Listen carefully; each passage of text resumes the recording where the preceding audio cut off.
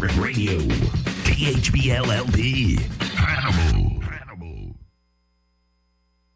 Good evening, Pirate fans. Welcome to Porter Stadium on the campus of Hannibal High School. We have the district championship for you tonight. The Odessa Bulldogs have traveled across the state. They made a 3-hour drive all the way from the other side of Marshall, way over on the west side of the state, to visit the Hannibal Pirates tonight for the district championship. Hannibal is ranked number 1 in the district, and Odessa is number 2. Hannibal comes into this contest 8-2 on the season, and Odessa is 9-1 with their one loss coming to the Mexico Bulldogs, who Hannibal throttled handily last week, 47-0. So on paper, Hannibal should win this one, but they don't play them on paper, folks. This is Mark Dowell. I'm riding solo right now. I know Joe Thomas is going to be along here soon, and I expect Joe Booth as well. Alex Meyer will be in as our statistician this evening, but I'm going to send it back to the studio for a 2-minute break. When we come back, we'll get ready for this football game. You're listening to Hannibal Pirate Playoff Football on KHBL 96.9 FM. The employees and directors of F&M Bank and Trust Company thank you for rooting on the Hannibal Pirates on KHBL Radio. Since 1870, F&M Bank has been cheering on Hannibal. As the Pirates settle into their new home, F&M is happy to be a part of this new era of Hannibal Pirate football. Together, F&M Bank, along with our customers, have been and will continue to be a part of progress in our community. F&M Bank and Trust Company, Hannibal's biggest fan. Go Pirates!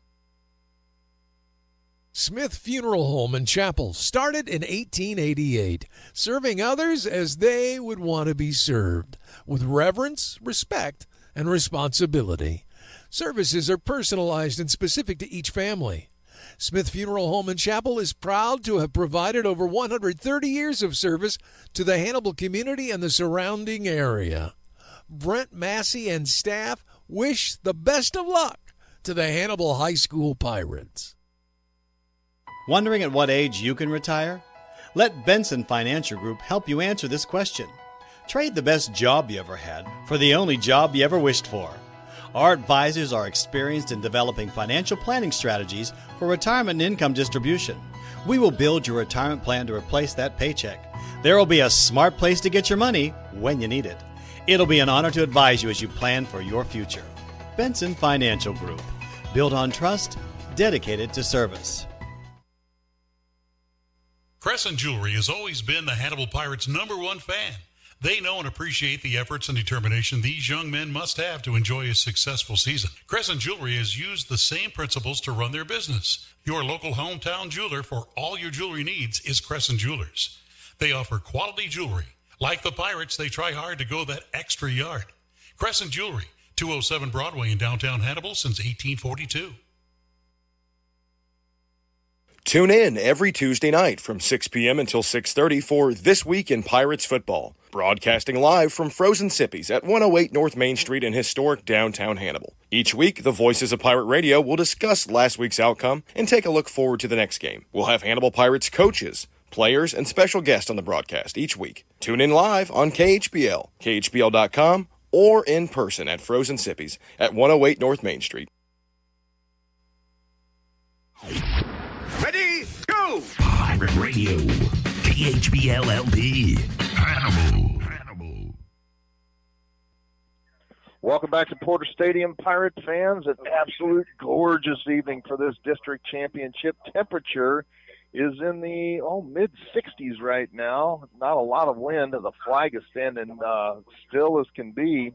Here come the Pirates out onto the field. They're in their home uniforms, black on black this evening. They have got their all black jerseys with the black pants, the red stripe coming down the side. Hell's Bells gets cranked up on the PA system here. The black helmets with the white pirate logo on the side. Like I said, Hannibal comes into this game 8-2 on the season. They are the #1 seed in this district because by way of, we've only lost the 2 games we lost were to 2 6A teams, and each of those were just by 3 points. And again, Odessa is 9-1. Their lone loss coming to the Mexico Bulldogs. I believe it was 47-45. It was a close game there. 48-43. So 48-40, yeah, close game there. But Yeah, again, Joe, on paper, the Hannibal Pirates should really run away with this one tonight, but as you know, they don't play them on paper. No, Mark, they don't play on paper at all. And the thing about it is, they're going to have to come out there, guns a-blazing tonight, whether that's their running game is full tilt and their passing game too. We got the double tight end duo, threats with Arthod and Hoskins, which is quite honestly scary as hell. To any team defense because of the size of those guys, with Arthod at about 235 and Hoskins 290, catching the passes, that's terrifying to the defense. And the Hannibal Pirate Pride Marching Band is out on the field getting ready for the national anthem. I finally got a fall program, so I know our drum majors are Jordan Pewterbaugh, Gage Ackright, and Addison Baker. And I'll send it back to the studio here in just a minute for our national anthem. Yeah, the Pirate Pride, again, marching band is out on the field. Here come the Odessa Bulldogs. They're heading out onto the field as well. They're in their road uniforms, a lot like Hannibal's road uniforms. It's white jerseys with the black pants, the black numerals, and the black helmets. So, yeah, if you were looking at the Hannibal Pirates on the road, they look very similar to those uniforms. So they are also the Bulldogs. We played the Bulldogs 2 weeks in a row. And again, let's hope that the result is the same. All right, I'm going to send it back to the studio now for our national anthem.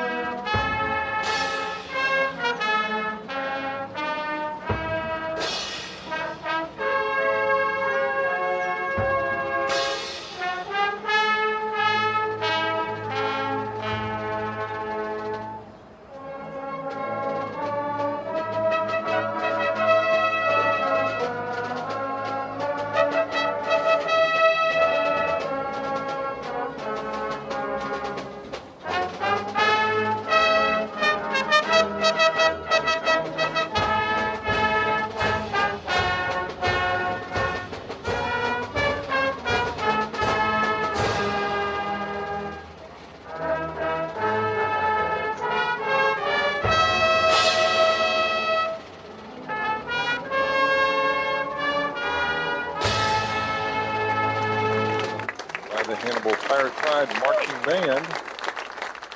We've got a pretty decent crowd on hand here. Actually, a few more people from Odessa than what I expected. There's probably 80 people in the far sideline there. It's a long caravan. Mark traveled this far for a butt kicking. We hope so, yeah.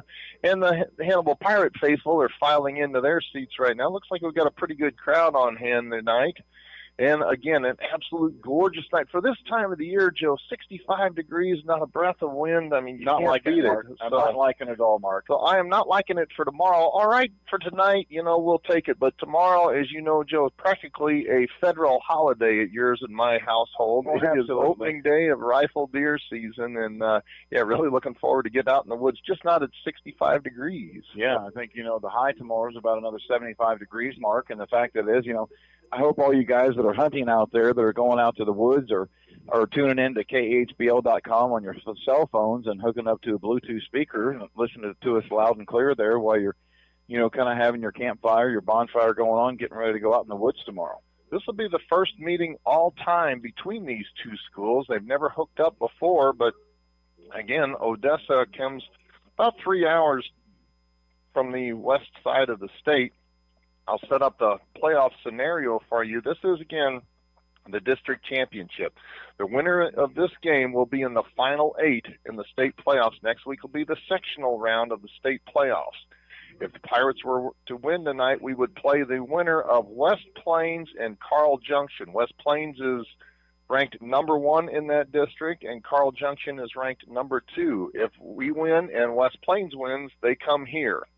If we win and Carl Junction wins, we go there. And Carl Junction, folks, is darn near on the border of Oklahoma. It'd be a 5-hour drive. So, yeah, if the Pirates win tonight, we got to keep rooting for West Plains. So they would have to come here. And then after that, we'll just have to see how it plays out there. But, I look, again, I like our chances this evening. We got a decent crowd on hand. Everybody is healthy as far as I know for the Hannibal Pirates. And, again, I got Joe's calling me. He's getting ready to head down on the field there.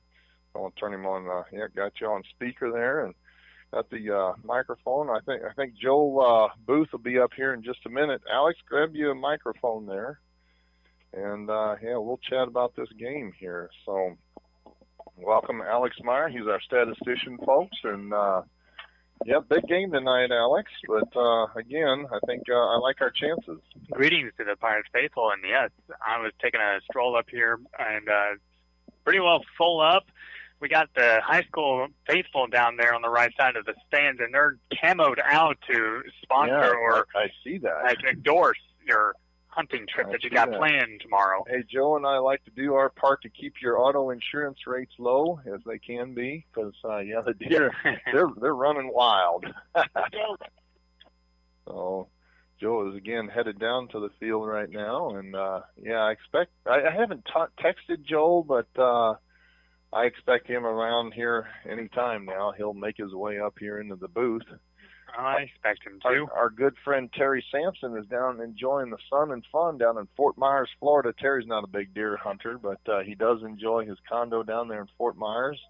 He and his lovely wife, Rhonda, I'm sure they're listening in this evening. They never miss a Pirate game. While we got a second, I want to throw a shout-out to Patty Miller. Ran into her yesterday, and she never misses a Pirate football game, and good to see Patty. I know that, like I said, she tunes in every week. The Hannibal Pirate captains are ready to head out on the field. Looks like it's James Wetton this evening, Kason McAfee, Trey Hoskins, and Patrick Arthod. Patrick Arthod. They're headed out onto the field to meet up with the Odessa Bulldog captains. The head coach, Jeff Geschwender, will shake hands with Brett Jewell. He is the head coach of the Odessa Bulldogs.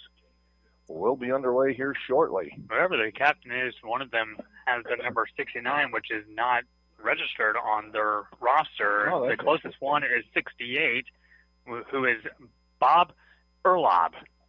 Erlob, all right. I'm guessing that's what his name or number should be, but he has the 69 on it. Our referee this evening, hold on a second. Lewis came by a little earlier, and I took a picture of the officials roster here. Our referee is James Funk, umpire Paul Johnson, linesman Nathan Reiser, line judge Dustin Wells, and back judge Tyler Hughes. Those are the officials this evening, and James Funk is going over some last-minute instructions here. He'll dismiss the coaches here, and we'll have the coin toss shortly. Looking across the field, it looks like we're pretty well evened out in terms of rosters. I mean, the Hannibal Pirates and the Odessa Bulldogs look like they have well of abundance and kids ready to be. And there's the toss. And let's see here. It appears they're talking to Hannibal, so it appears that Hannibal has won the toss, and if it's consistent, I expect Hannibal to take the ball, if that is the case. They're still talking it over. And now they split up. And yes, it looks like Hannibal has won the toss, and they've elected to receive. Odessa has decided that they want to defend the west end zone. They'll be headed right to left across your radio dial. The Pirates will set up to defend the east end zone. They'll be left to right. Mark, can you hear me down here? Got you loud and clear there, Joe. So I just lost you again, though. That's temperamental. Hold on a second. Let me spread these out.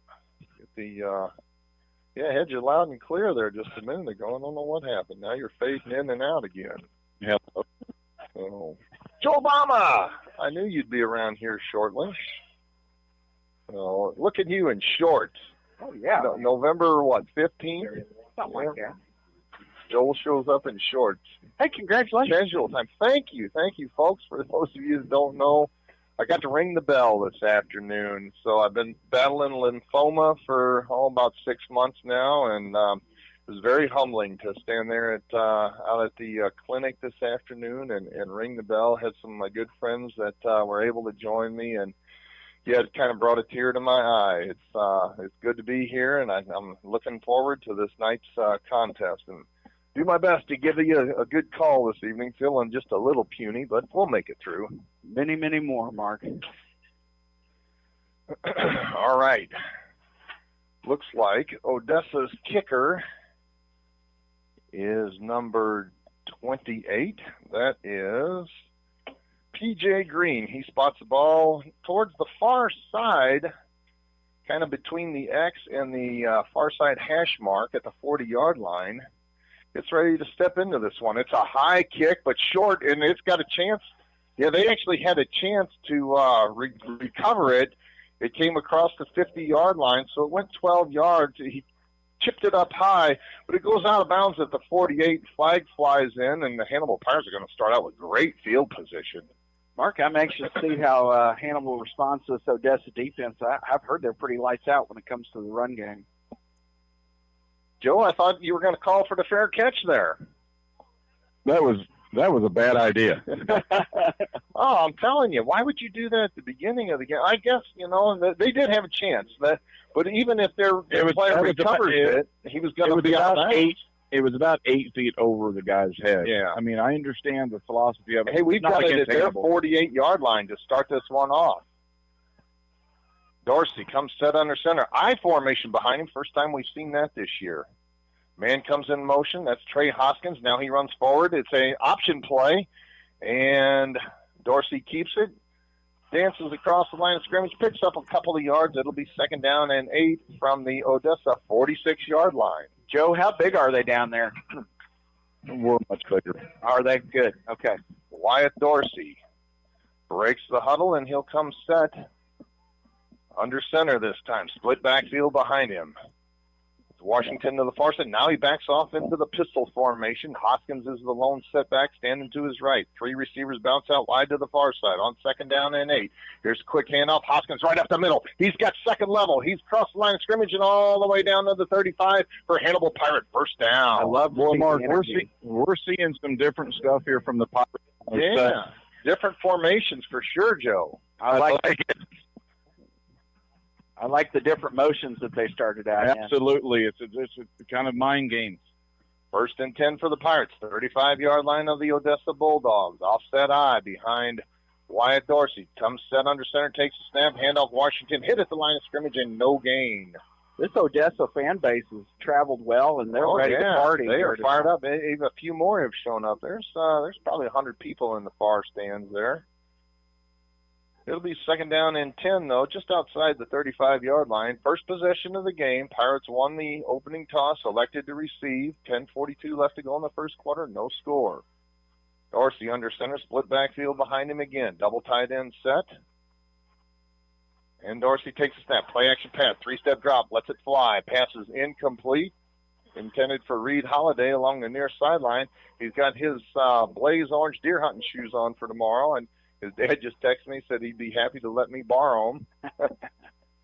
They won't fit. Yeah, I don't want to break up the set there. I mean, he's got a good thing going in those blaze orange shoes. All right, it's 3rd and 10 now. 4-down territory for the Pirates. They probably won't punt from the 35-yard line. Wouldn't gain a whole lot. And Wyatt Dorsey trots out into the huddle with 13 seconds on the play clock, breaks the huddle, and he'll come set. Pistol formation. Washington trying to figure out where he needs to stand. Now he stands to the right. Dorsey takes a snap, rolls to the near side. He's looking to throw. Now he tucks it in. He's going to run. He's to the 30-yard line, but it's going to bring up 4th down and 5. Good job. We got a flag. We just got a flag. Now we got a late flag coming. Way late flag. That is on number 5 there. Yep. Braden Kirkland, a Going to be junior from Odessa. a late hit there. Is what you got? No, he took him to the ground. I think it was an unsportsmanlike conduct. Yes. Oh, he took Reed to the ground. Yep. Reed Holiday to the ground. Well, that was dumb. Yeah, they had us set up 4th down and 5. Yeah, personal foul, late hit, unnecessary roughness is going to take it all the way down inside the 20-yard line, and the Pirates will set up their 1st down and 10. Yeah, they were going to have us set up at 4th down and 5. You go right ahead and give us that 1st down, which sets us up for a decent little run in here into the end zone. And Wyatt Dorsey under center again. split backfield behind him. Washington to the far side. Quarterback option. He takes it up. Washington. He's inside the 10-yard line to the 8, to the 5, and knocked down along the far sideline at the 5-yard line. Close to a first down. I think he's got it, yeah. Pirates will have it at the 5-yard line. First down, and goal to go. Yeah, baby, rail it up. 9:54 left to go in the first quarter. Hannibal's first possession of the game. We pushed it inside the 10-yard line. And Wyatt Dorsey taking his time, breaks the huddle. 10 seconds on the play clock. Comes set under center. And again, split backfield behind him. Washington comes in motion now from left to right, and the pitch comes back to Hoskins. He's looking for a blocker, and he turns it up, gets maybe a yard into the 4-yard line. He didn't have blockers in front of him. He had to cut it back and was lucky to get a yard on that play. I'm anxious to see how Odessa responds to anything that we put up in the air tonight. I'm assuming they're used to seeing it in the air in the secondary. I would think so, but the running game's been pretty effective so far, and that'll set up that passing game, as you know there, Joel. In here with this double tight set here. Now you're talking, Joe. That's Let's what I'm seeing. Drop it to the back of the end zone, buddy. Absolutely, and you're absolutely right. Alex Arthod checks in as one tight end, and Hoskins is the other one. Here's the handoff to his brother, Hoskins. He's into the end zone. Touchdown! Cade Hoskins took it in from 4 yards out, and the Pirates break on top 6-0. Boy, he was pretty much Hoskins went in there. Went in pretty much untouched. Thank you, Mr. Kirkland, for your personal foul that set up our touchdown. No kidding. No kidding. All right, on to attempt the extra point now. Hannibal Pirates, there's a snap back. The ball is up. The kick is good. So that makes our score Hannibal 7, Odessa nothing. That extra point was kicked by, I think, is it 64? Eli Clayton? Yeah, I think he's got the Darian Washington. Oh, Darian Washington. It was Darian? Yeah. Okay, it's hard to tell with those numbers up here. But anyway, the Pirates have a 7-0 lead. 10:49 left to go in the first quarter. This is Hannibal Pirate Football on KHBL 96.9 FM.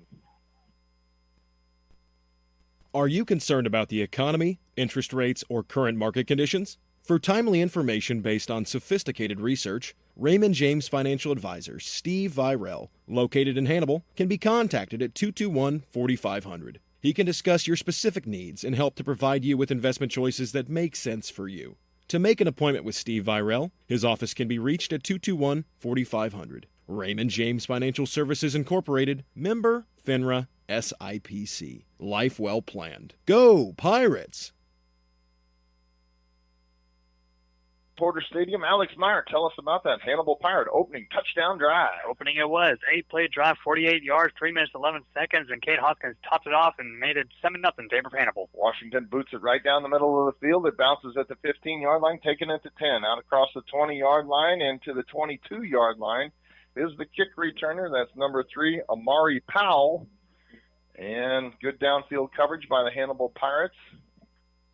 And Odessa will have their first possession of the game, 1st and 10 at their own 23-yard line.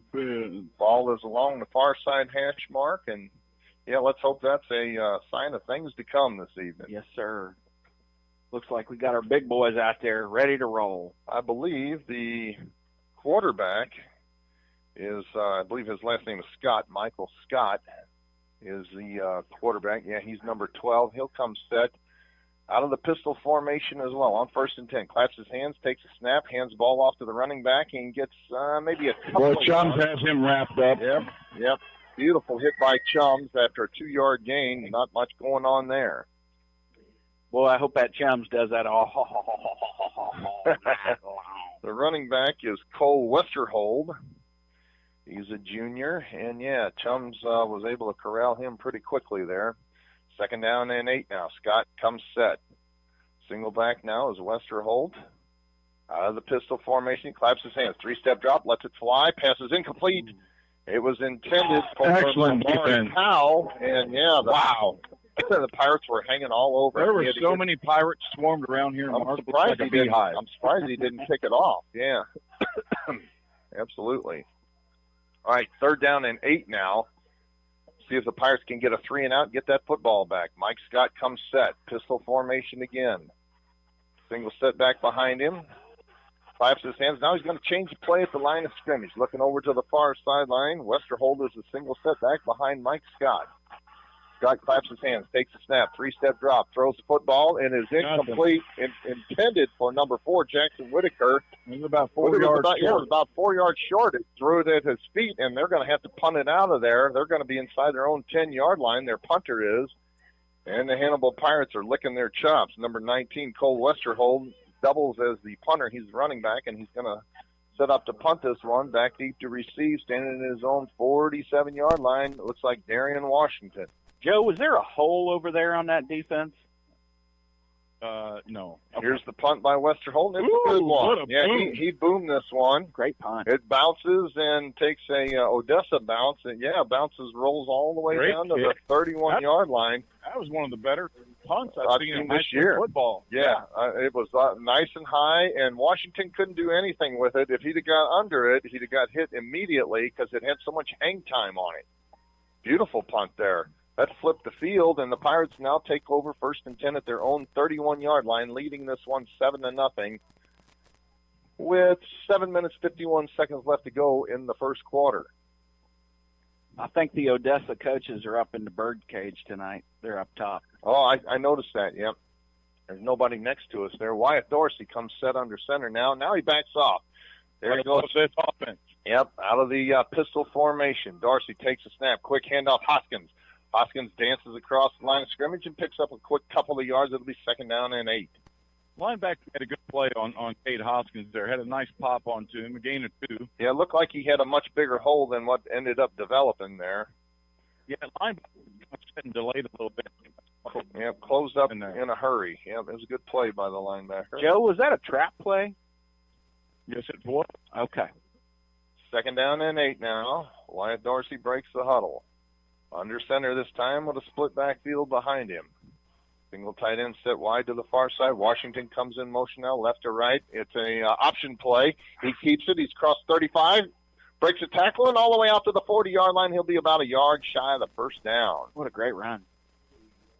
I'm really anxious to see what the Hannibal Pirates are doing here. I've seen a couple of traps. I've seen them almost feel like they're sucking the defense on the inside and then maybe going to try and bounce. That option play worked great that time. And it was interesting because it looked like they had Wyatt Dorsey almost for a loss, but he was very patient. He broke a tackle and was able to get about 7 yards. It'll be 3rd down and a short yard now. And, you might have called it there, the tush push. He comes set under center, and it is a quarterback sneak. He's got it easily.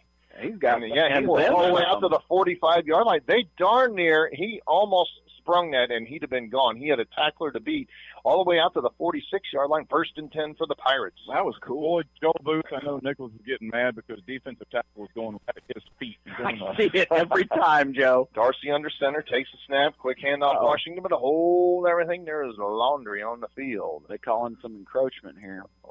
False start. False start against the Pirates. Joe, I didn't catch the movement. Did you see it? I didn't either. I didn't see anything. I don't know if it was they call it illegal shift or what. No, it's just a motion play. I didn't see anybody. Guys, I think these stripes crews are watching the center's placement on the ball. Well, they probably should be. I mean, this time of the year, it's ever since that email went out from Misha, they're really hammering it. Yep. 1st and 15 now. Option, or it's a play, and he's across the 50-yard line. Washington is, and knocked down at the 45. Coming back. He'll be about a yard shy of the 1st down, but again, hold everything, the laundry on the field after that crossbuck play. It's holding on the Pirates, and this one's coming back. So digging themselves a hole. 1st and 10 just turned into 1st and 25. No sense in that. The guy did not. I mean, he wasn't even near the runner. It did not affect the play. Absolutely not. From the 31-yard line now. 1st down and 25 for the Pirates. They're digging themselves a hole here. We can't get a screen pass going out of the backfield to Washington. That's been pretty successful here the last few weeks. Good Lord. What is that? 1st and 25? Yeah, 1st and 25 from our 31-yard line. We got to get it across midfield all the way to their 44. Wyatt Dorsey under center. Long snap count, takes it. Play action pass, throws it over the middle. Oh, and it's intercepted. Intercepted. It hit Hoskins in the hand, and he pushed it back, and the Odessa defender dove for it, made a great play on it. But, yeah, unfortunately, Odessa's defender tipped before it got to Oh, it did. I didn't catch that, Joe. I said Trey Hoskins almost had it. It was thrown a little bit behind him, but now I understand why if it got tipped at the line of scrimmage. Yep, it got tipped, and Trey about had that. Yeah, he about had it. Unfortunately, it bounced back from him, and the Odessa defender made a heck of a dive, and he was able to come up with it. Yeah. And they get the first turnover of the game. Well, this defense is going to have to lock down. The offense needs to look at themselves in the mirror and get some stuff figured out. First and 10 from the Pirate 44-yard line now. Mike Scott out of the pistol formation. Westholder, the lone setback behind him, claps his hands, play action pass, three-step drop, throws the ball over the far side, had a man in the back in the secondary, but he overthrew a flag back over here across this field here. I don't know who they threw this on. This was completely crazy. Was it on Turner? Yeah. It was the pass was intended for Whitaker. I guess it was on. I guess it could be. Was it on Wyatt? It's a defensive holding here. I don't think he even touched the guy. Pass interference. I definitely did not see that. So yeah, that moves it all the way down. Man, these guys are seeing things I can't see. The 30-yard line. I'm looking at the Hoggies in the trenches. So. Yeah, that's 15-yard penalty. First and 10 from the 29 now. All right. Well, they can't go any further because I can't see anything after this. Pirates have shot themselves in the foot here on the last couple of plays, and Mike Scott will come set now with twin receivers out wide to the near side. On first and 10 from the 29, claps his hands, takes a five-step drop, got pressure up the middle now. Now he brings it down. Now he throws it at the feet of his intended receiver. He has not been impressive so far in the passing game. No. He's yet to complete a pass. Well, I'm okay with that.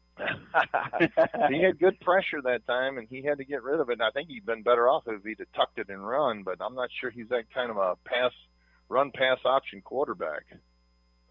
I'm not sure either, but I tell you what, this offensive line loves to go down for the feet. And if they're not careful, they could be chop blocking pretty easily. Second down and 10. Scott takes a snap, handoff Westholder on the trying to get to the jet sweep. Nothing doing. Nothing going. Crushed by Trey Hoskins. T-Rex hit him at the 29-yard line for no gain. Yeah, James Wedden led the attack there as well. Hoskins finished him off. Hoskins comes limping off the field now. On third down and 10 now, Mike Scott will come set, no huddle offense. Twin receivers out wide to the near side. He claps his hands. Now he looks over to the far sideline, going to change the play at the line of scrimmage. They flashed the ace of spades up on the board from the far sideline. It's upside down. Osama bin Laden. And Scott takes a snap, rolls to the near side. Pump fakes once. Now he lets it fly, and it is complete down to the 20-yard line and knocked out of bounds at the 22. Finally completed a pass to Jackson. Fourth down and 5. But it's going to be fourth down. Yeah, knocked down actually closer to the 23-yard line. Yeah, fourth down, and we'll call it 4. 4th and 4 from the Pirate 23-yard line. And see if the Pirates can't get the ball back here on down. Well, you go for it. I mean, absolutely. Absolutely. Absolutely. They line up to go for it on 4th and 5 from the Pirate 23-yard line. Mike Scott claps his hands, trying to draw the Pirates off sides. Now looks to the far sideline, going to change the play again. From the line of scrimmage, now he backs up. Westholder is to his right side, claps his hands, three-step drop, throws the football. It is intercepted. Out to the 15-yard line to the 20-yard line. Washington's got it, and he's stacked up there. Now flag flies in. Add on to that, boys. Yep, flag flies in. Personal foul. And, Washington intercepted, got it back to the 21, and, I think you're looking at a personal foul to tack on top of it. Yes, sir.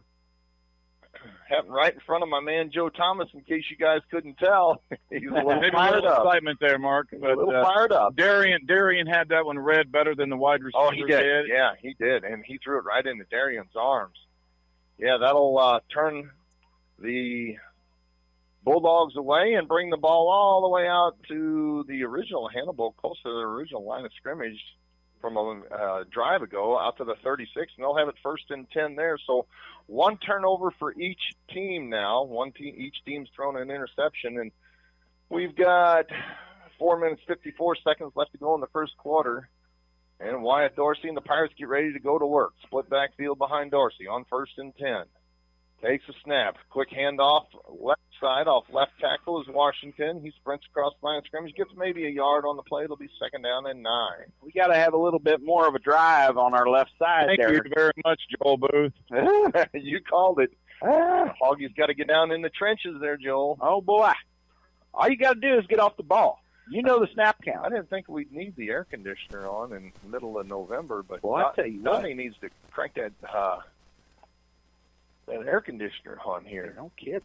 Out of the pistol formation this time, Dorsey on 2nd down and 9. Hoskins the lone setback. Here's a quick pass and caught, but he's going to get lucky to get back to the line of scrimmage. They're going to give him one. Caught by Hoskins, I believe. Arthod. Oh, that was Arthod, yeah. It was one big boy or another. That was Arthod. Back in the game yet. Hoskins is not back in yet. Out of the backfield that time, he'll get a couple of yards, actually. Got a generous spot on that, out to the 39-yard line. But it's going to make it 3rd down and 7 from the Pirate 39-yard line. Ball is on the far side hash mark.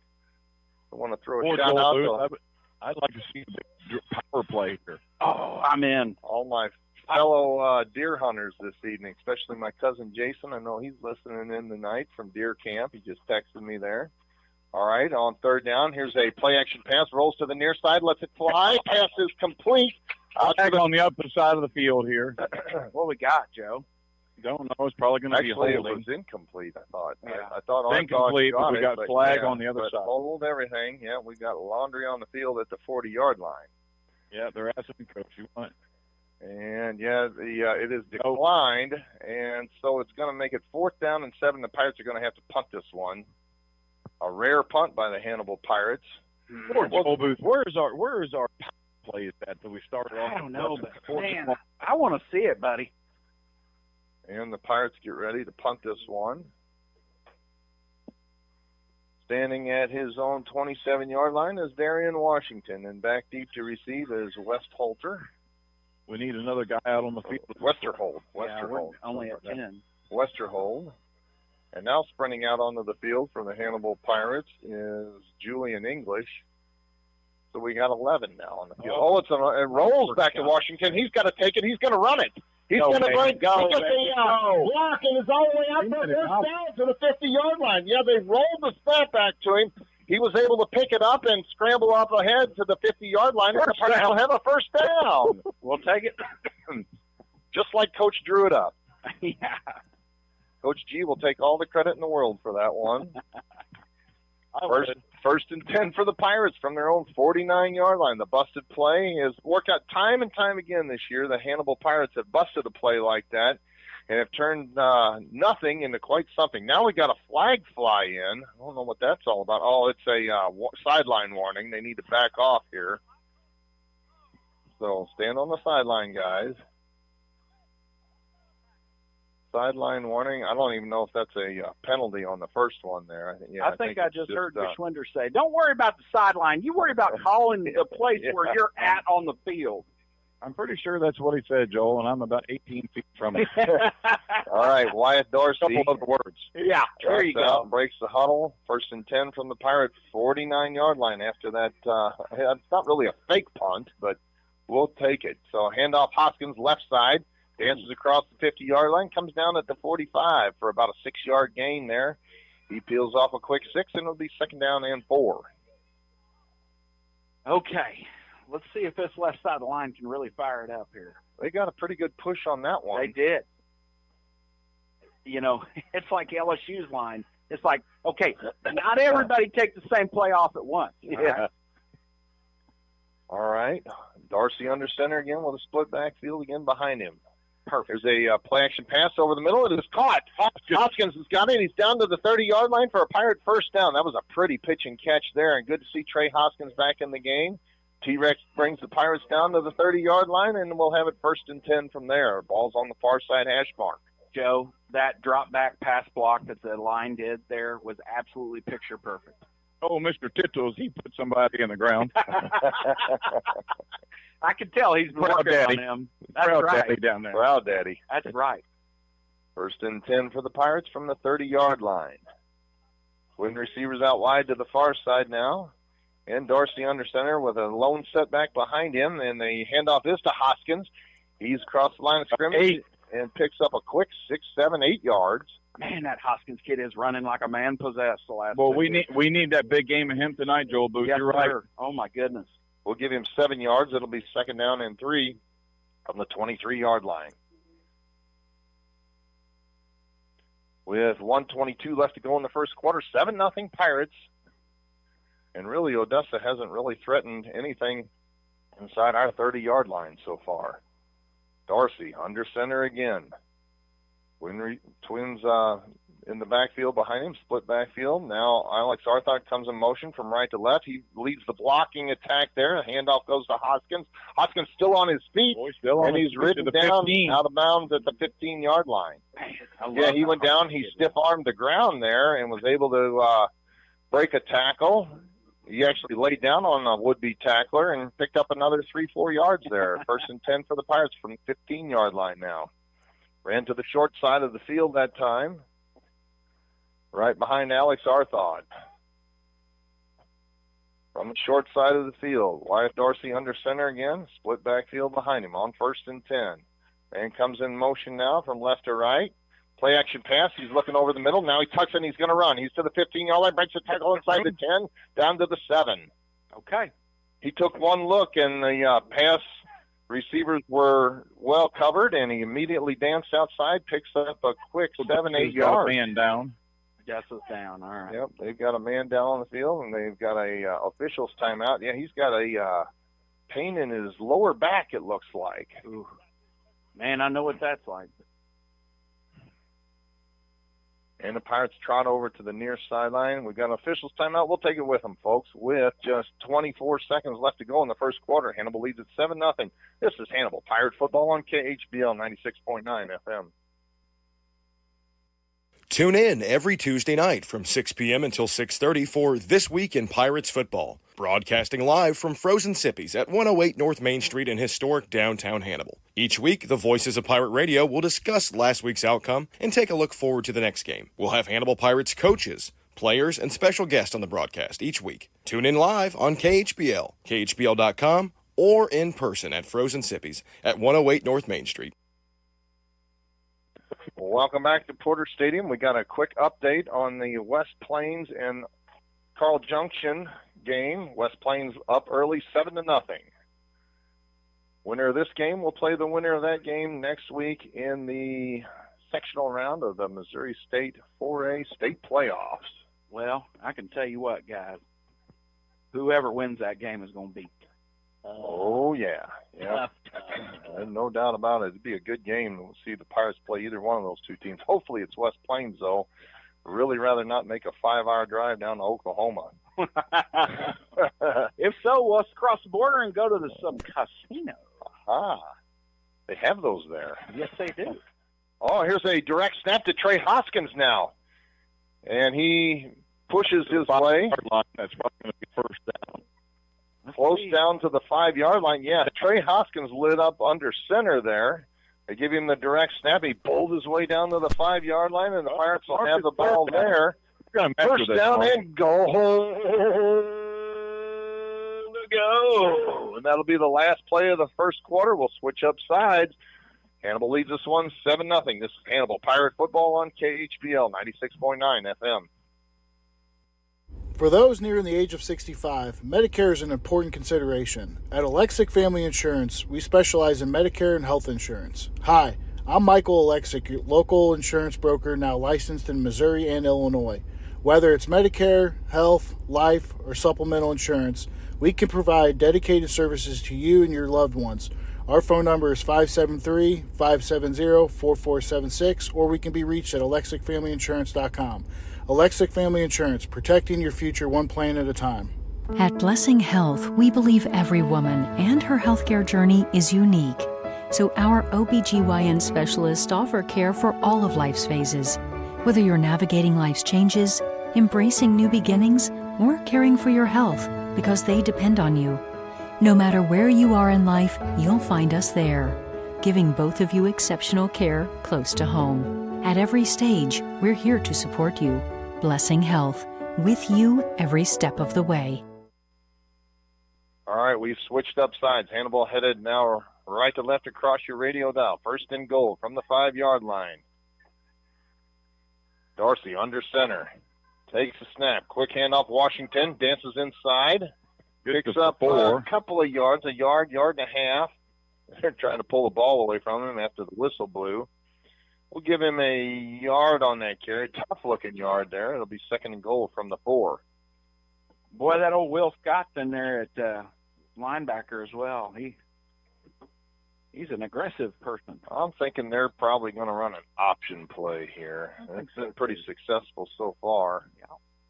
He's yet to pitch it, though. He hasn't had to pitch it. He'll come set under center, split backfield behind him, single tight end to the near side. Now he comes set. Here is an option play. Now he ducks it in. He's going to lose about 2-3 yards on this one. They finally sniffed that one out. They were looking for the same play I was looking for, Joel. That was a rough one there, Mark. I mean, there wasn't enough time for him to see. Was there a flag on the field? I see the officials talking it over. Yep, Alex points to Laundry on the far side. Yeah, let's see what the call is here. Referee says false start against the Pirates. So, will they take that penalty or will they decline it? I'm not too sure. I wouldn't just decline that one. We lost 3 on that. Head up there. He needs something to chill out. Yep, that's going to make it third and goal from the 7-yard line. They decline the penalty. And Wyatt Dorsey trots into the huddle, and he'll break it with 12 seconds left on the play clock and comes set under center again. Split backfield behind him on third and goal from the 7. Dorsey. Man comes in motion now. That's Hoskins. Takes a snap, takes the pitch, throws it into the end zone, and it is incomplete. Incomplete at the goal line. I think it was intended for Arthod. No, Oh, yeah, that was Hoskins. Just got to take some of that throw. Yeah, he need to get a little bit higher maybe. He was double covered on the pass play there. It's going to make it fourth and goal from the 7. And as you all well know, Pirates really haven't had a kicking game in 15 years, so we're going to go for it on fourth and goal from the 7. Might as well, Mark. From the near side hash mark. Quick update on Monroe City and Brookfield. They're all tied at 8 just after the first quarter. And now we've got a timeout on the field. We'll take it with them, folks. 10 minutes and 46 seconds left to go in the second quarter. 7-0 Hannibal. This is Pirate Football on KHBL 96.9 FM. I'm Jordan Foey. And I'm Brad Kurz. We are your Edward Jones financial advisors in the Hannibal region. We're all about financial investments, but we also value the investments of time, patience, and encouragement that our young athletes receive from their coaches and teachers. That's why Edward Jones is a proud sponsor of Hannibal Pirate Football on KHBL. For all your investment needs, 573-221-1302 or edwardjones.com. Edward Jones, member SIPC. Coming up here, folks, fourth and goal from the 7-yard line for the Pirates. Pirates lead this one 7-0, but they can make a statement here if we can somehow find a way into the end zone. Wyatt Dorsey comes set under center this time, and a split backfield behind him, takes a snap, fades back to pass, steps up into the pocket, lets it fly into the end zone, and it is incomplete. Pass was intended for Reed Holiday, and it was broken up by their number 3. It was 3-on-3 that time. Amari Powell breaks it up, and Odessa will take over on downs at their own 7-yard line. They are stacked up deep in their own territory, at least. It was a decent pass there. He threw it where only Reed Holiday could catch it. He got it up high, and I tell you, the defender Powell made a good play on that one. He just jumped up and knocked it down. Yeah, I don't think he had a chance to catch it, but well defended, that's for sure. First and 10 now for the Bulldogs.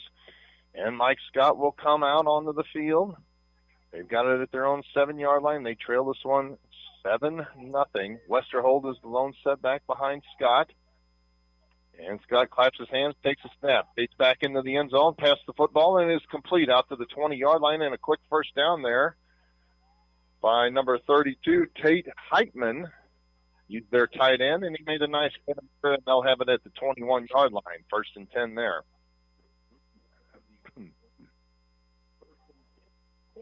That was a little too easy. Mike Scott from the pistol again. Westerhold is the lone setback. Now their tight end comes in motion from right to left. Claps his hands. There's the pitch to Westerhold. He's bottled up in the backfield, though, and knocked down. A good open field tackle led by number 1 that time of the Hannibal Pirates. Benny Worthington. Yeah, old Benny boy, he's put some sticks on some people the last couple of weeks. No gain there. 2nd down and 10. Yeah, it's good to see him over that turf toe. I know that is very painful, and yeah, he's playing Joe, well. they're throwing that Saddam Hussein ace of spades up over there. I like it, boy. Keep going. Out of the pistol formation, here's a quick pass and complete out across 30-yard line to the 35, down the far sideline to the 40, to the 50-yard line. Oh, at the 50-yard line and all the way down to the Hannibal Pirates 37-yard line. They had several chances to get him. The pass was complete to Jackson Whitaker. That was just piss poor effort. That was not good tackling at all. All they had to do was shove him out of bounds, and they wanted to dance with him for about 20 yards down the far sideline, and they now, out of the shadow of their own goalpost from the 7-yard line, they've moved it all the way down to the Pirate 37-yard line, and the Bulldogs have some momentum here. Mike Scott, out of the pistol formation. Westerhold again, the lone setback behind him, takes a snap, throws the football. It's coming deep over the middle of the field, and he had a man in the secondary, but he overthrew him at the goal line. It'll be 2nd down and 10. I'm actually really glad he outran our defenders because they would have been called for something. Oh, yeah. I'm surprised they weren't. Yeah. If he doesn't overthrow him, I mean, it would have been an interesting catch because he was looking back over his shoulder. No huddle offense now. Mike Scott on 2nd down and 10, claps his hands. Now looks to the far sideline. They flash the ace of spades. Oh, no, that's actually the Sacramento Kings that they flashed this time. Oh, cool. Yeah. Kind of cool. Claps his hands again, takes the snap. Westerhold gets the football on the handoff, and he's into the secondary and picks up a quick 8 or 9 yards there, all the way down to the 35-yard line. He'll be about a yard shy of the 1st down. That's not okay. Where's our secondary? Yeah, where in the world? Carving through us like a hot knife through butter. Yeah, they're going 3rd down and 2 here. 3rd down, yeah, and a short 2 from the 25. Mike Scott looks to the far sideline now. They flash the open sign this time. Maybe that means the Pirate defense is open for business here. Mike Scott claps his hands, fakes the handoff, play action pass, and it is incomplete. Oh my goodness sakes, Nick! Oh, Ferreira had a jet. I mean, he was just getting ready to kick in the afterburners. He had nobody between him and 75 yards down the field, but it was just a little bit out of his reach, and that's going to make it 4th down and 2, and they line up to go for it as well. Let's go, guys. 4th and 2 from the Pirate 25-yard line. A little play-action pass there on 3rd and 2. Now Scott claps his hands, takes a snap, throws the football. It's complete for a 1st down to the 20. Down to the 18-yard line. Still on his feet. Finally wrestled down at the 15-yard line. Pass was complete to 32, Tate Heitman. They're tied in. Great play call. I mean, really. Yep, you can't take anything away. You can't take anything away from him. He hit him on a quick hitter there, and they're down to the 16-yard line. The Pirates better get their feet under him here. Yep. 9:06 left to go in the first half. 7-0 Hannibal Pirates. 1st and 10, though, for Odessa at the Pirates' 16-yard line. Ball is on the far side hash mark.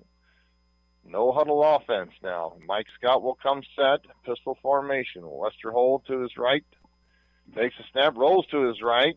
Now he cuts it back inside, and he's got a good gain there all the way down to the 11-yard line. He's very patient, and he let a hole open up, sprinted right through it, picks up 5. Tackled by James Wetton, and it'll be 2nd down and 5 from the 11. Yeah, boy, we need to hold this, especially getting turned away in the red zone. Man. And Mike Scott, again, looking to the far sideline to get the play. Cole Westerhold, the lone setback behind him. On 2nd and 5 from the Pirate 11-yard line. Scott claps his hands, takes a snap, 3-step drop. And they've got pressure up the middle, and he's going to get knocked down. Now he got it out. He threw the football out. I did not see any receiver anywhere close to that area. Nowhere. Where is the intentional grounding there? There was nobody within, 15 yards there, Joe? He didn't throw it out of bounds. It barely made it back to the line of scrimmage, and he was definitely inside the tackle. So, well, don't get it. All right, well, that's going to make it 3rd down. 3rd and 5 from the 11.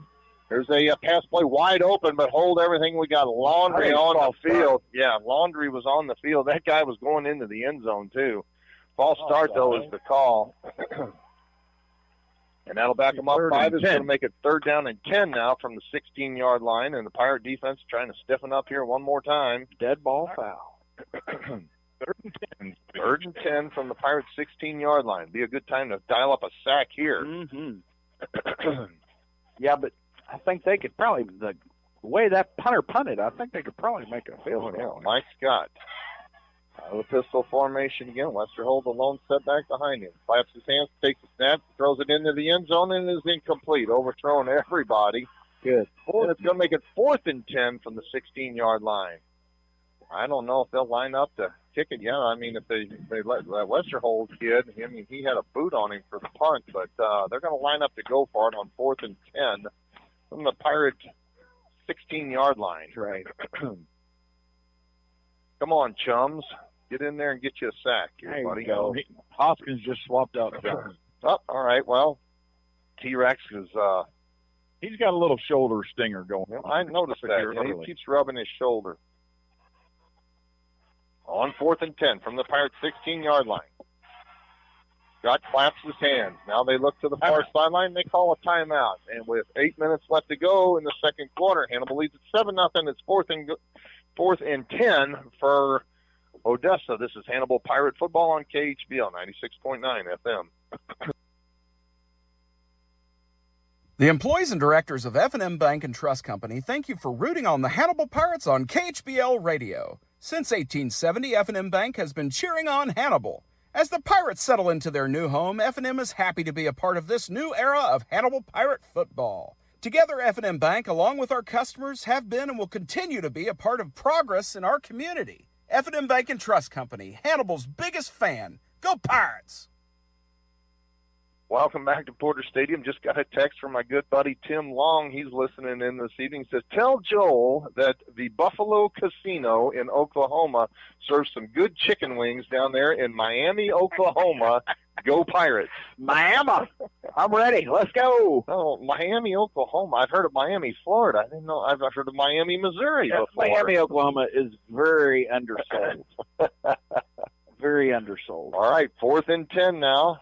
Scott out of the pistol, claps his hands, 3-step drop, throws football. Westerhold's wide open at the 10 to the 5 to the house. Touchdown. Wow. Westerhold came out of the backfield, and nobody came with him. Wow. That was way too easy. On 4th and 16, they score a touchdown, making it 7-6. Wow. Whoa, was that well called. That timeout was very timely, I guess. Yikes. And, yeah, they sensed something there and exploited it for sure. On to attempt the extra point now is number 27. He's their place kicker. That is Caden Begeman, I guess. Caden Begeman.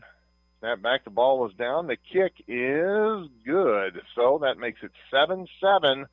Hannibal and Odessa. 7:55 left to go in the second. And, you got to feel like we let one slip away there. We headed all the way down to their 7-yard line. We're not able to get anything done there, and, hopefully the Pirates don't look back to regret that too much, Joel. Mark, you cannot leave an entire side of Oh, I tell you, that pass play, when he boogied down the far sideline there, I mean, they were just kind of nonchalantly trying to shove him out of bounds there. He burned us bad. That was pretty disappointing. That was a huge game. The Pirates' defense tightened up, when they got inside our 20-yard line. But When this last play was called here, Odessa knew exactly what was going to happen. It was pretty. They sucked him in, and there was no outside contain. None. I mean, he caught the ball. It was only about a 2-yard pass to him, but when he caught it, there was nobody between him and the goal line. Westerhold puts him on, ties the football game, and Alex Meyer, tell us about that Odessa touchdown drive now. 11-play drive. 93 yards, 2 minutes and 45 seconds taken off the clock. Cole Westerhold for Odessa ties up this game. And they spot the ball at the 40-yard line, closer to the near side this time. Their first kick was an onside kick. Let's see what P.J. Green wants to do here. Green sets it in between the X and the hash mark, And he steps into this one. He gets a full boot into it, and it is taken at the 7-yard line across the 10 to the 15. Washington's got room up the middle, and he's got out to the 30-yard line. So he makes a good return all the way out to the 30-yard line. Darian Washington has the Pirates set up 1st and 10. And we got to get that Pirate offense going again here, guys. Boy, that old P. Green really put his foot into it, didn't he? That's a heck of a kick. Washington caught it on the run, though, made a 23-yard kick return. Nice return. And the Pirates have got it now on the near side hash mark, their own 30-yard line, just shy of the 30-yard line. And Dorsey breaks the huddle. He'll come set. 5 wide receivers now, empty backfield, out of the shotgun formation. Wyatt Dorsey takes a snap on the end around, goes Washington. He's looking for a block. Turns it back in, and he gets nothing on this one. He's tackled by Isaiah Hanks. Yeah, they sniffed that one out. They were ready for it, and it's 2nd down. He's going to lose a yard. 2nd down and 11 from the Pirate 29. Man, we need OK to hop up there and run this ball. Got to get something going here. I tell you, the Pirates look pretty good on their first. Yeah, they're looking kind of flat. Their first drive, and they didn't look bad on the last one. They just got bogged down at the 7. Now 3 wide receivers bounce out wide to the near side on 2nd and 11. There's a pass play, looking for a open receiver. He's scrambling in the backfield. He's got plenty of room to run. Now he's going to bring it down to the near side, and he takes the throw. Now he's still on his feet to the 35-yard line and tackled in about the 37-yard line. So he ran about 70 yards there to pick up 7. And that'll give the Pirates at least a fighting chance on 3rd down. It's 3rd down and just a yard. He almost made the 1st down there, and that was all Wyatt Dorsey. Man, I can't breathe when that kid starts running into traffic like that. It's like, golly. 3rd and a yard from the Pirate 39-yard line. And Wyatt Dorsey trots into the huddle. And he'll break it here with 7 seconds on the play clock. They better hurry it up. He'll come set under center now. And it's a quarterback sneak. He's got a 1st down. He's across the 40-yard line and still on his feet. Now they blow a quick whistle there. He was all the way out to about the 45. I love that play. Oh, I tell you, it worked well again. It's kind of like a tush scoot. It's like, all right, just get in front of me, and I'm going to go left or right, wherever anybody needs. Out to the 44-yard line now, 1st and 10 for the Pirates. I think I just switched into Cajun there for a second. I heard that. Yeah, baby in there next. 6:17 left to go in the first half. 7-7, all tied up here. Wyatt Dorsey out of the pistol again. He's got 2 running backs standing next to him. Takes a snap, hand off Darian Washington, hit at the line of scrimmage, and nothing doing. Jeez. He tried to go right up the middle there, gets maybe a half a yard. They're being generous there. Still on the ground there. A little slow to get up. Now he pops up. Well, I tell you what. He did what? What's that, Joe? Oh, I missed that, too. 2nd down and... I'll give him a yard. 2nd down and 9. More. Non-existent. There we go. On the 45-yard line, on 2nd and 9, pistol formation again. Wyatt Dorsey takes a snap, 3-step drop. He actually throws a backward lateral and it's caught at the 40-yard line. And lucky to get back to the line of scrimmage. Yeah, it was a backwards lateral of about 3 yards. He actually could have thrown the football there, but lucky to get back to the line of scrimmage. They're going to give him another half a yard, but it's still going to be 3rd down and 9 from the Pirate 45-yard line, and the Odessa defense is starting to step up here now. They're really starting to impress me with their outside contain, Mark. They've done a fantastic job of keeping them in. And you're giving them something that we didn't want to give them, and that's hope. You know, you got to take away that hope. You let them hang around to the end, anything can happen. That's true. 3rd down and 9 for the Pirates from their own 45-yard line. Dorsey takes a snap, 5-step drop, plenty of time to throw. He throws the football, is complete along the far sideline. Reed Holliday's got, I think he's going to be about a yard shy of the 1st down there. Smart pass. Through the out pattern, and it's going to be 4th down and a yard. We did get it across midfield, so we've got it down to their 47-yard line where it's 4th down and a yard. Got Julian English running in the plays here. 22 seconds on the play clock, and the Pirates line up to go for it on 4th and a yard from the Odessa 47-yard line. We're going to run the sneak again. It's been pretty effective so far. You sure that's not the 53-yard line? So, yeah, from the 47, tight formation. Dorsey under center, takes a snap, quarterback sneak. I don't know if he's going to get this. I don't think he got it. He's pushing ahead, but I don't think he got it. It's going to be very, very close. They had him. So. They had him initially. I don't know if the second effort got to him though. I don't think. All going to depend on the spot. Odessa is certain that they have the. Yeah, it's first down Odessa right there. They're certain that they've got it. No, I'm looking at it. It's very close. Nope, they're going to give it to him. But maybe a foot short. So yeah, Odessa takes over on downs now. Yeah. So for the first time, the quarterback sneak does not work. From Monroe City, they're up 16-14 over Brookfield in the second. Okay, let's go defense. Lock down. All right, time to step up now. Offense, you guys have had 2 opportunities to disappoint. Do something, yeah. Time for the defense. We need to dial up a turnover here. Odessa's got it. They got good field position. It's all tied up here. 1st and 10 at their own 47-yard line, and Mike Scott will come set. Out of the pistol formation, twin receivers wide to the near side. Claps his hands. Throws the football down the near sideline, and it is incomplete. Well covered on the play. If he looks back for the football, he's got a chance to intercept it there. Benny boy. But Benny had good coverage down the near sideline. Turn around because he had he turns around. He's got an interception because it hit him in the back. Pass hit him in the back. He was looking in. Second down and 10, and a no-huddle offense again. Mike Scott out of the pistol. Claps his hands. Now looks to the far sideline. Going to flash the Sacramento Kings sign again and see what they want to do here. Takes a snap. There's a pitch into the backfield. Westerhold's got it. Looking for a block. He's not going to get one, and they knock him down for about a 2-yard loss. All right, we got a block over here. Knock him down for a 2-yard loss and hold everything. There's more laundry on the field. Think that'll back him up 10? What do you think? Yes, sir. I think I saw somebody doing something real bad below the knees. Well, you've been seeing quite a bit of that there. I watch the dogs, man. That's where all the action is, man. Holding is the call. Not them candy kids that score the touchdown. Yeah. It's the dogs. Well, that's where the work happens. And the Pirates will accept this penalty. That'll back them up 10 yards. And make it 2nd down and 20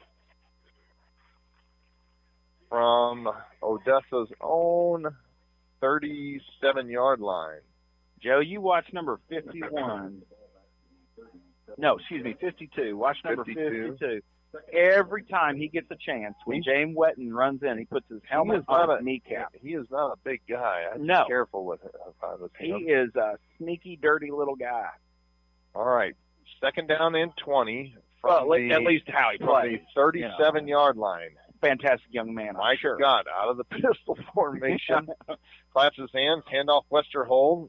Trying to bounce outside. He does. He's across the 40-yard line into the 41. And he picks up about 4 or 5 on that, but still going to be 3rd and long, 3rd and about 15 from their 41-yard line. Dude, I'm digging this defensive play right now, man. They're containing well. They're flowing to the side. They're not sucking in too far. They've been coached up. Yep. This is impressive. They give it 3rd and 16 from the 41-yard line. Big 3rd down here for the Pirates. We still got time to get the ball back. 3:19 left to go in the first half. Each team still has 2 timeouts remaining. Mike Scott out of the pistol, claps his hands. Twin receivers out wide to the near side. Now looks to the far sideline. Going to change the play again. Now we've got a timeout on the field, and we'll take it with them, folks, with 3:04 left to go in the first half. We're all knotted up at 7. This is Hannibal Pirate Football on KHBL 96.9 FM.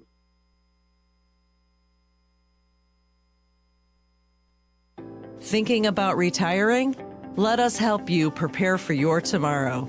At Benson Financial Group, we help you establish goals aligned with your values. Our professionals will build you a plan so there will be a smart place to get your money when you need it. When tomorrow becomes real, make sure you enjoy it. Our advisors would be honored to guide you as you plan your future. Benson Financial Group, built on trust, dedicated to service.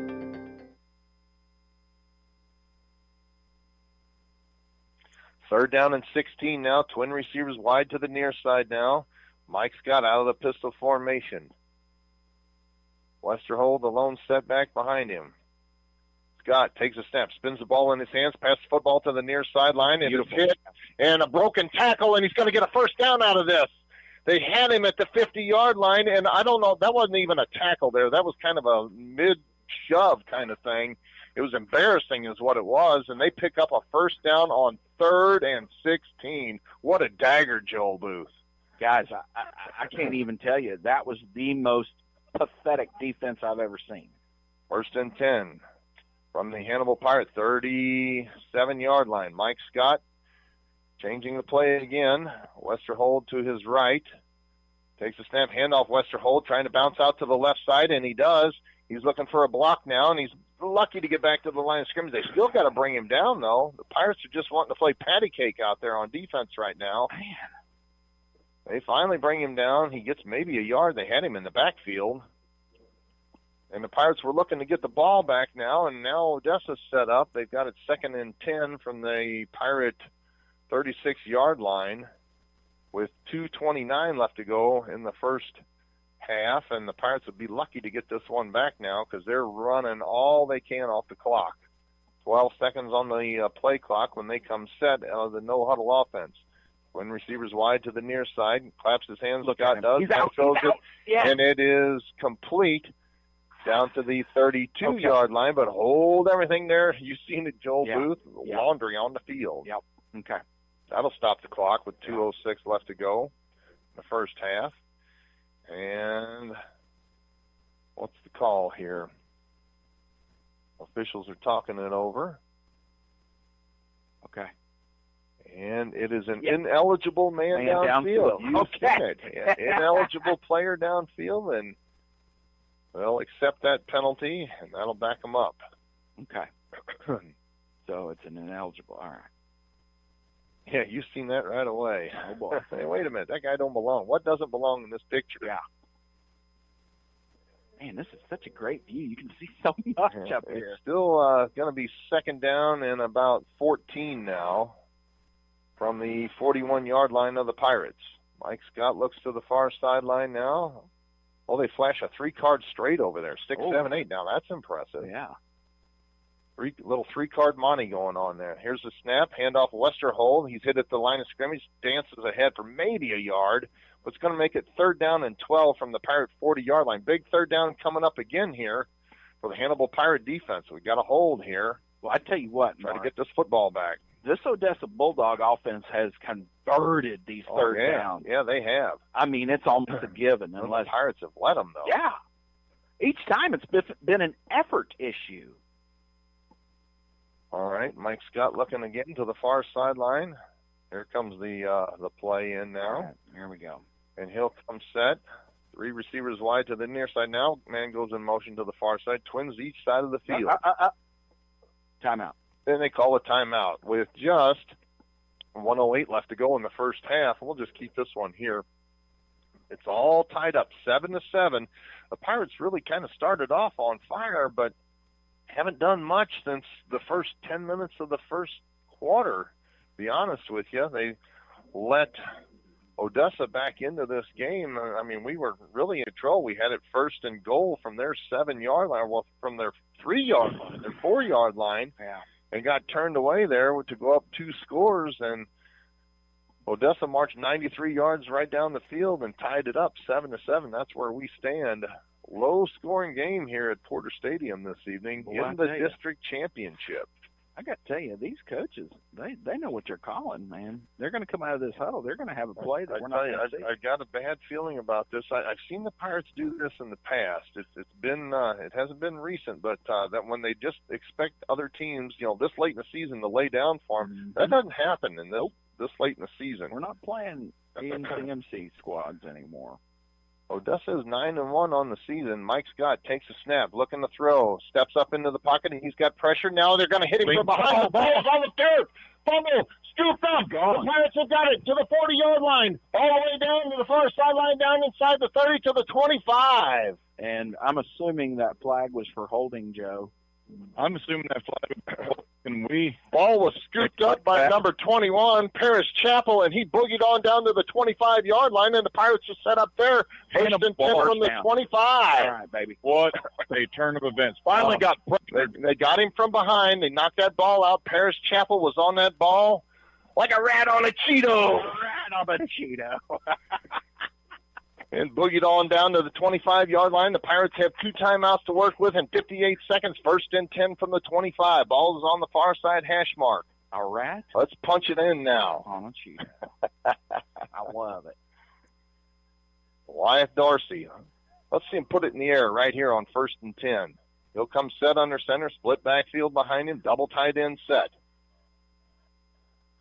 Dorsey takes a snap, looking to throw, throws it over the middle of the field, passes almost intercepted there. Almost intercepted. It was intended for Alex Arthod. He was well covered and was thrown just a little bit behind him. I thought they intercepted it. I did too, and I think he might have, but I think he dropped it. He dropped it when he got to the ground. Yeah, thrown just a little bit behind him. He was looking for Arthod.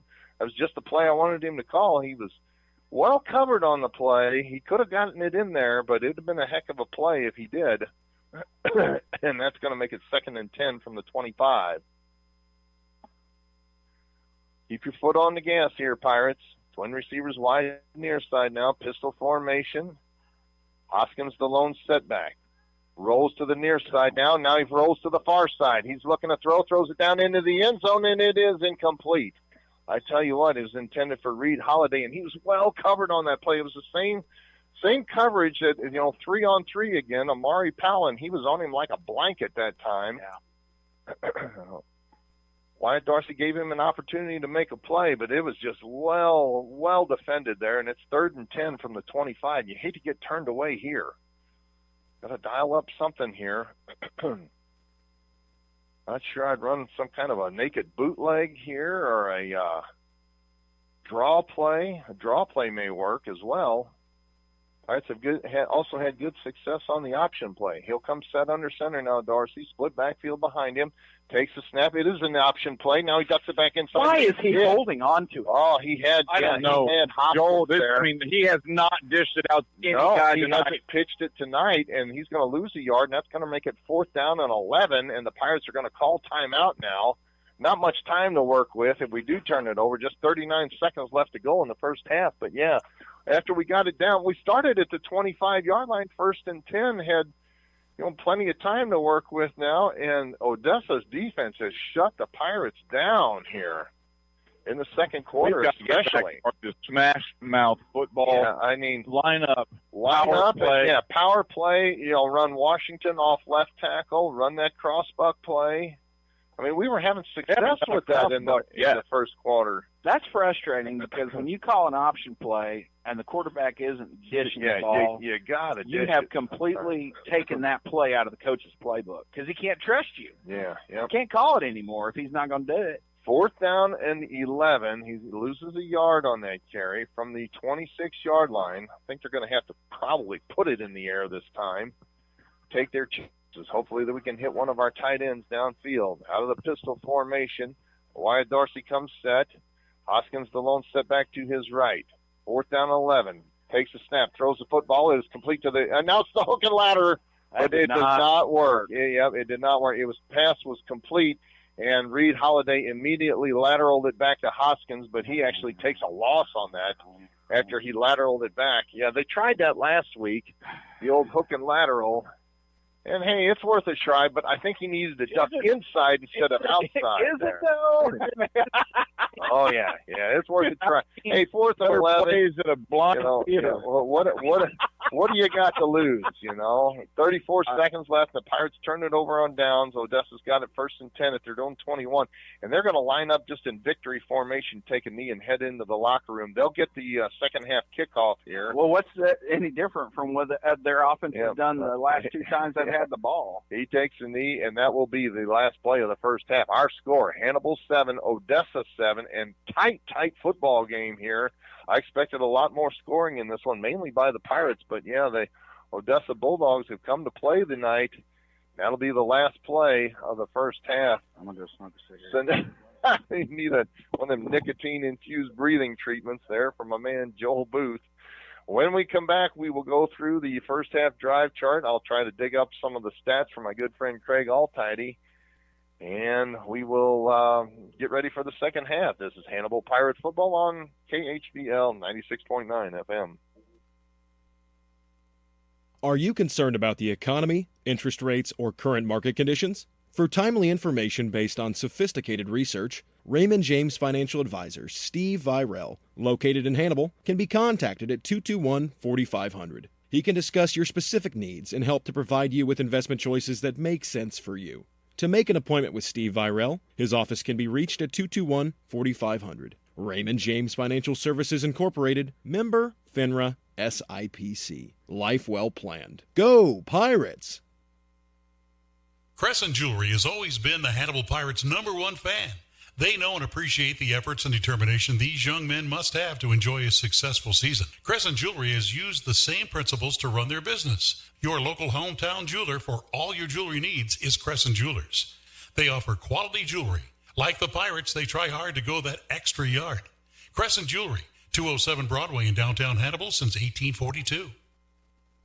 Smith Funeral Home and Chapel started in 1888, serving others as they would want to be served, with reverence, respect, and responsibility. Services are personalized and specific to each family. Smith Funeral Home and Chapel is proud to have provided over 130 years of service to the Hannibal community and the surrounding area. Brent Massey and staff wish the best of luck to the Hannibal High School Pirates.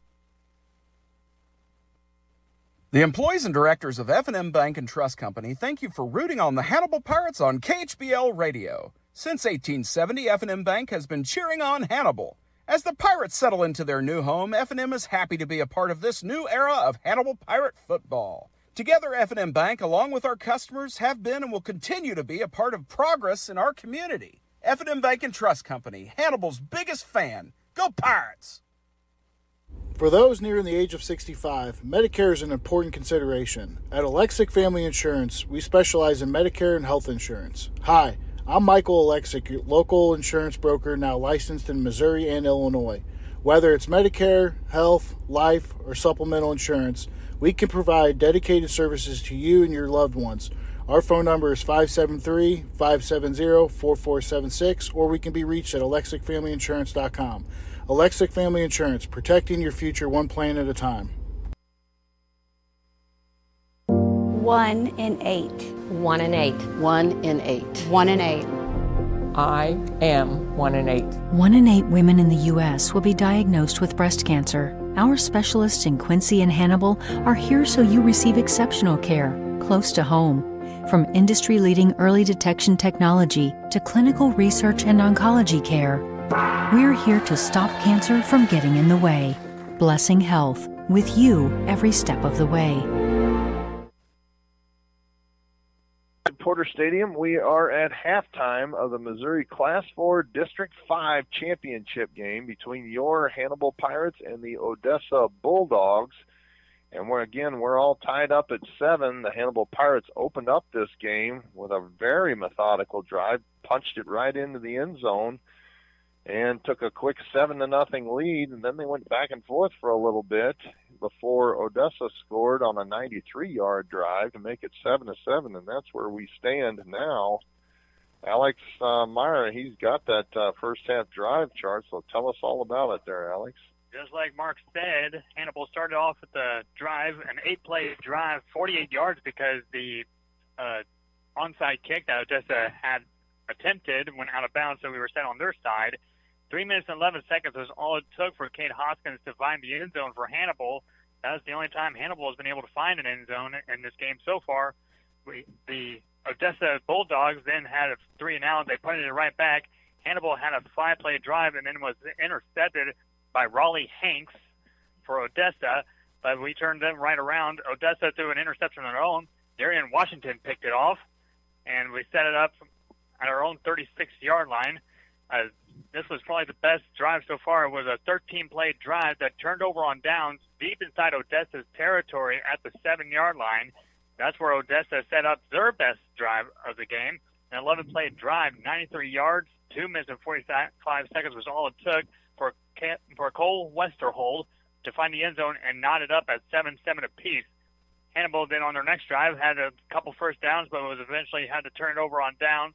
Odessa then tried to get something done right before halftime, had an 8-play drive going, and then a fumble happened, scooped up by Paris Chappell. He took it all the way down to the other side of 25 yards away from Pagert. Then Hannibal 3 and out, turned it over on downs, and then Odessa just took the knee and took this into halftime. All right, I've got some stats from our good friend Craig Altidy. Rushing-wise, the first half, Wyatt Dorsey has 11 carries for 43 yards. Cade Hoskins has 8 for 38. Darian Washington, 5 carries for 12 yards. And Trey Hoskins has 1 for 3 yards. So 25 carries for just 102 yards on the ground. But if you think that's bad, you look at Odessa's rushing total. They have a total of 10 carries for 20 yards there, Joe. So averaging 2 yards per carry. Yeah, so even though that Hannibal's offense hasn't done much, Odessa's has done even less. Now, as I look at, let's see, what is this, passing totals here? This is receiving, yeah. So Alex Arthod has 1 reception for 2 yards. Trey Hoskins has 1 for 16. Darian Washington has 1, but it's for minus 3 yards, and Reed Holiday has a couple for 13 yards. Now, passing-wise for the Bulldogs, see where it happened here. Back to the Bulldogs here. Oh, I lost it now. Where are we at here? For the Bulldogs, they have 7 attempts, but just a couple of completions, but one of them was for a touchdown. And that's from last year. That says Waylon Anders on it here. What are you sending to me here, Craig? What's going on? All goofed up here. All right. I don't know how many times Wyatt Dorsey has put it in the air tonight. So, let's see here. He has, there it is. He is 7 for 12 for 116 yards. So just about over half of his attempts were completed. Actually, no, that's from last week. So that's not right either. Craig's got me all goofed up here. He's sending me all kinds of stuff. All right, there's the rushing totals. Now let's flip it over here. And passing for the Hannibal part. This is more like it. 5 for 12 for 30 yards. Yeah, 5 out of 12. That sounds more like it. And for Odessa, their quarterback, Mike Scott, is 6 for 15 for 113 yards and 1 touchdown. So, most of that came on that touchdown pass there, that 16-yarder to Westerhold. Wyatt Dorsey is just under 50%, and the Odessa's quarterback is just over 50% of completions and their own respective attempts tonight. And let's see, I'm looking for the, here we go. So team stats, first downs, Hannibal leads 11-6 over Odessa. Rushing yards, again, Hannibal 25 for 102 and Odessa 10 for 20. Passing yards, Odessa has 113 to Hannibal's 30. Total plays, Odessa 25 for 133, and this is even. This shows you why the score is even. Hannibal 37 for 132. Odessa's lost a fumble, and each team has thrown 1 interception. So, again, the stats are pretty well tied, as is the score there, Joe. You know what, Mark? I've got my baby sister just walked in here with my nephew, with her son, and the way Hannibal, and she's an OB-GYN, and so she knows what I'm talking about when I use this reference here. You don't ever want to call somebody's baby ugly, but we sure in the hell are playing that ugly baby football tonight. Ugly. Yeah. Something is not. We have not woke up. We don't know. It's like we're looking to West Plains. I want to go down to that locker room right now and just completely go right up their butt and say, quit thinking about West Plains, because we're not going to get there. Yeah, we're not going to get there. The way we're playing tonight, we're not going to get to. No. We're not going to get to West Ely, much less West Plains. Yeah, we cannot. Again, I was talking to Joel about it. You probably heard me. I've seen the Pirates too many times. Just expect this late in the season, nobody rolls over for you. I mean, they all bring their A game, and Yeah, the Pirates have had a bit of a wake-up call, and, after that first possession, we moved the ball methodically, but we had great field position. We only had to go 48 yards, and then getting shut down on 1st and goal from their 5-yard line is really what hurt us there. And it has complete headache. I walked down there next to Nicholas, and I was like, what is going on? And he just kind of shook his head. He said, I'm doing everything that I can from my side here. I said, well, you need to wake them up. Something or other. You need to get it, slap everybody in the head, get kind of going. I figured when Paris Chapel got that fumble recovery there, we declined the whole penalty. We took over the ball there at the 25. Yeah, we did nothing. Let's go. Yeah, we went 25 backwards. Yeah, we didn't get a yard. No. Beckham, my nephew here that's 10 years old, that's a heck of a baseball player, golf, whatever the sport is. If it's got a ball, he's one of the starters. He's varsity all the way. Beckham, what do you think we should do? Run the ball, pass the ball? Pass it. That's the football. Huh? Okay. Put the ball in the air, whatever. I like what Beckham's talking about. I like Beckham's theory here, but we've got to get. But when we get that option, though, Beckham, we've got to set up the pass. We've got to pitch that ball out there, that running back, right? Yep. They're not honoring the pass because we haven't been able to run the football effectively. We haven't tried to run the football outside of that first possession. We crammed it right down their throat on that first possession of the game, that first drive of the game, but we haven't seen that since then, and it just kind of baffles me. Is this another redo of Fort Zumwalt West, Mark? Yeah, well, that could be. We let them hang around as well, and you need to put these teams away while you can, and I look for – the Pirates have it in them. I've seen it all season long. They wear teams down going into the fourth quarter, but in order to do that, you got to play that power eye, that power split backfield football, 3-4 yards on a cloud of dust, and then you break one every once in a while. That's the Pirates football. Well, yeah, absolutely right. Get them to come up there in the box there, and then you can hit Arthod or Hoskins, Holiday, anybody out there on a fly route. Yeah. Catch them sleeping, catch them snoozing, catch it. We haven't run our screenplay yet. No. Well, we ran it once when we threw it backwards to Washington. He lost 3 yards on it, but that was the only time that we run that, and they were ready for it. They've been ready for everything. When we went empty backfield and we tried the end around there, they were ready for Darien trying to run the football on the big jet sweep there. So it's like they've got us scouted pretty well, but we are indeed playing right into their hands here, and it'll be interesting to see when we start the second half, because Odessa does get the second half kickoff, and the Pirates better pin their ears back and pin them deep. Hopefully we can get a turnover and do something with it here. The last 4 minutes of the first half and the first 4 minutes of the second half are going to, I think, tell the tale of this football game. We got to get that momentum back. We've got a good crowd on hand. They're ready to get up and do some cheering here, but the Pirates got to give them something to cheer about. It's crazy. I think, no pun intended, but Odessa definitely looks like they did their homework. Oh, yeah. When they scored that touchdown, that Westerhold came out of the backfield. He was wide open. The quarterback only threw it about 3 yards there, Joe. And he had nobody, 20 yards from the goal line. They lined up trips right here on the near side of the field, going left to right across your dial. And they lined up trips right here on the close side of the near side here. And we had all of our secondary favor in the center of the field and in this right side of the field, near side here. Nobody was over there. It has definitely been a defensive struggle so far. Odessa, I think this has been a while since I've seen Hannibal go backwards more than I have seen them go forwards for a while. I've seen it, like you said, Alex. I've seen it against teams like Elias and such, but not teams like Odessa. We're bigger than them. We look stronger than them. I think we're faster than them.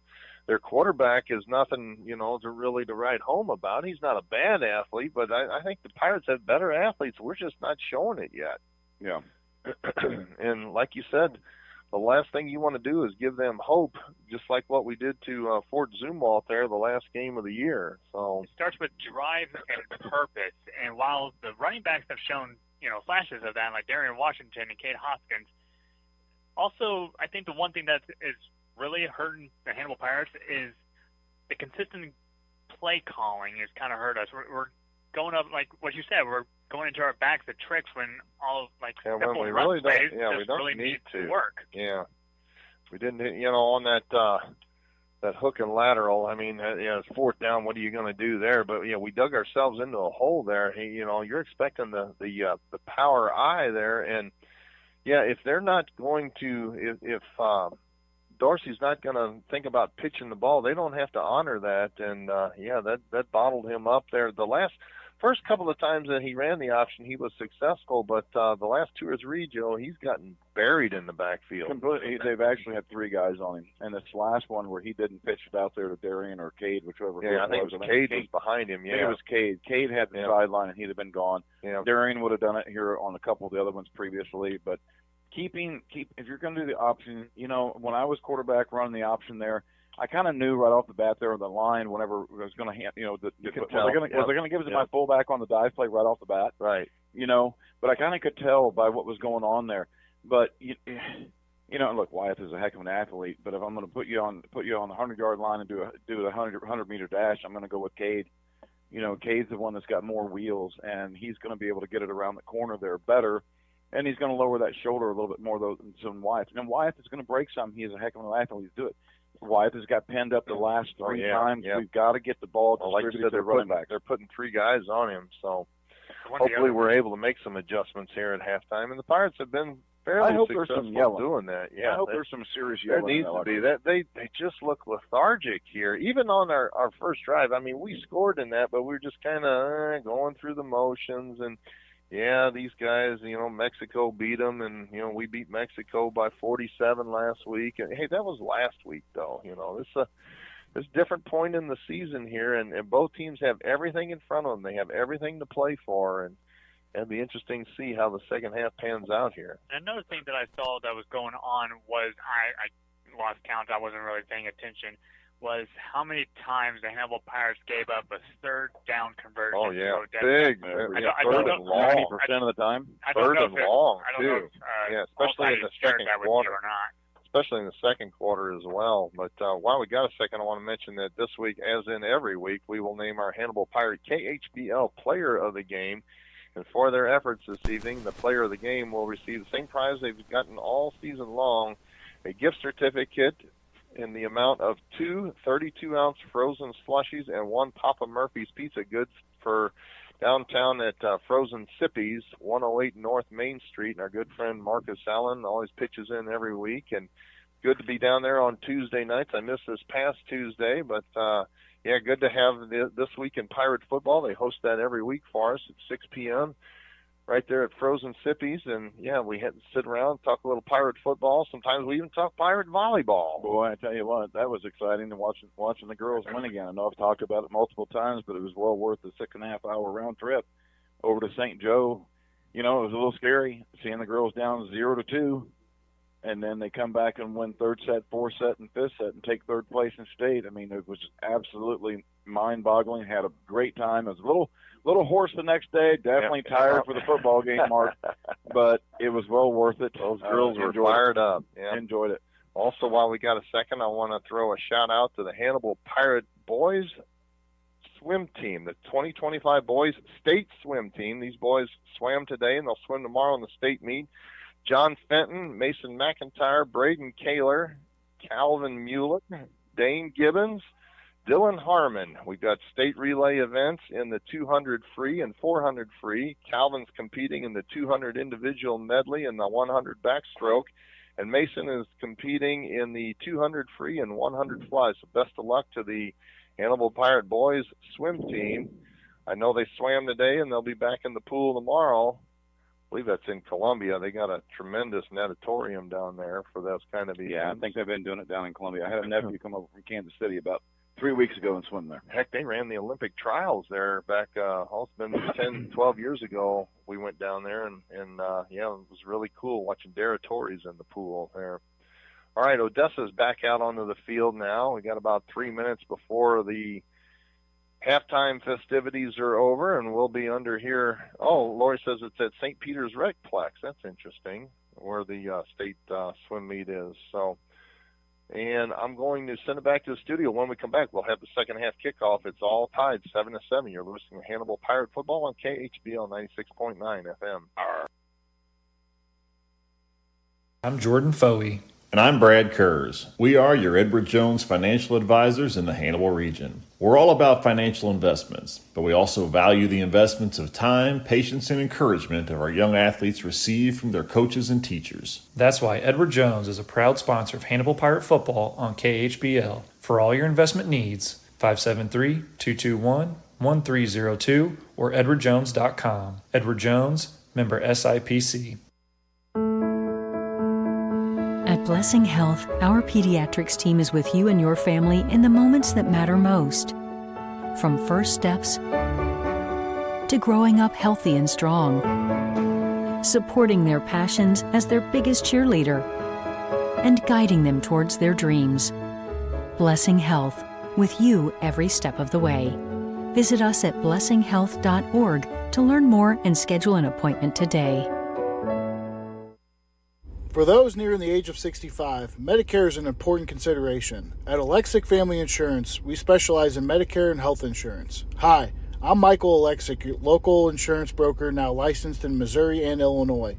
Whether it's Medicare, health, life, or supplemental insurance, we can provide dedicated services to you and your loved ones. Our phone number is 573-570-4476, or we can be reached at alexicfamilyinsurance.com. Alexic Family Insurance, protecting your future one plan at a time.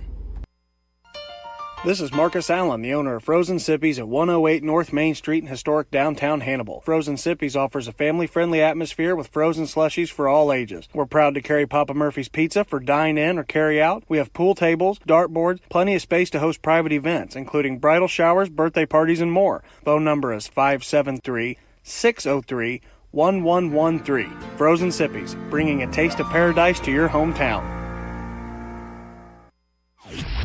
Ready, go! Pirate Radio, KHBLLD, Hannibal. Welcome back to Porter Stadium, Pirate fans. Both teams are back out on the field now doing a little light stretching. Before we ran away there, we were talking about the boys swim team. I want to throw a shout out to Abby Luton. She's on the girls swim team. She signed this week a national letter of intent to swim collegiately at the University of Kansas. So she's going to go be a Jayhawk. So that kind of tears my heart out, but I guess it is what it is. So, but congratulations to Abby Luton. She's put in a lot of hard work, and it's good to see it pay off for her as well. Our score, Hannibal 7, Odessa 7. Like I said, Odessa will get the second half kickoff, and we'll be underway here shortly.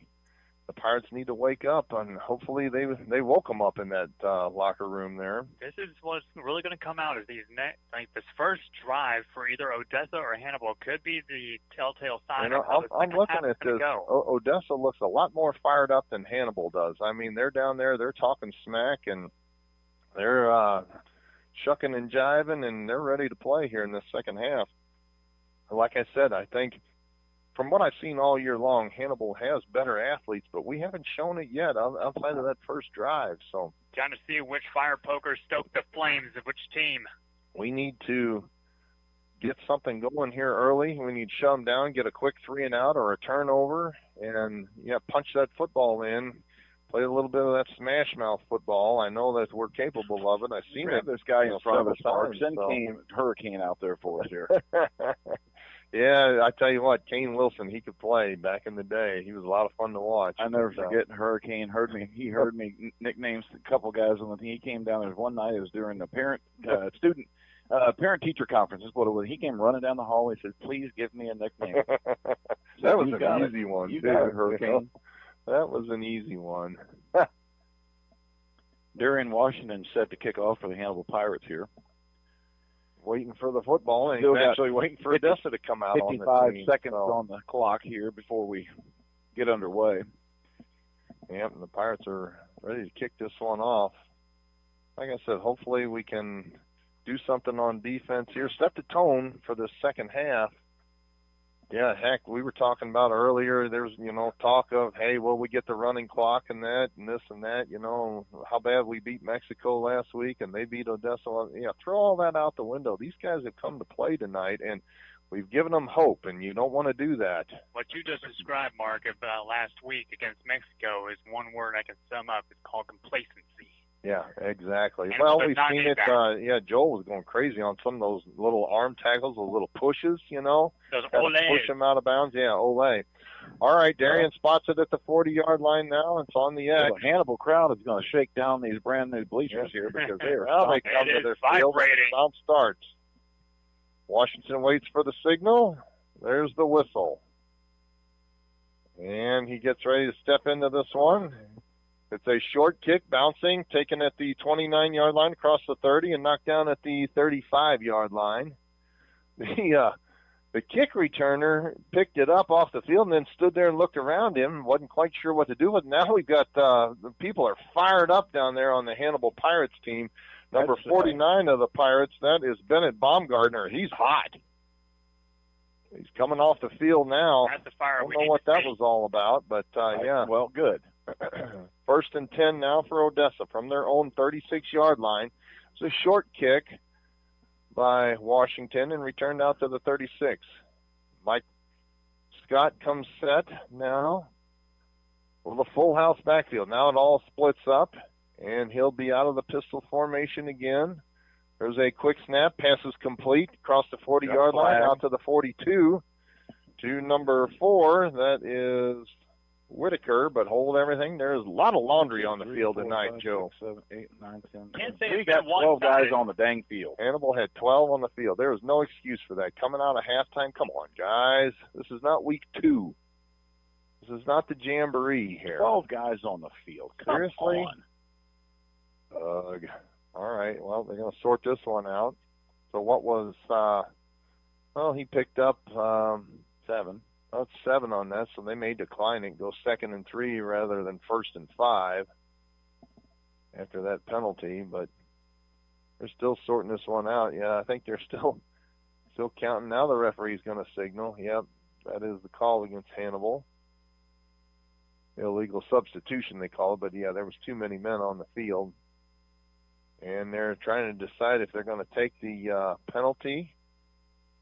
Oh, that's an additional 5 yards, huh? Or 10? Across the 50-yard line? Oh, my, 15? That's a 15-yard penalty?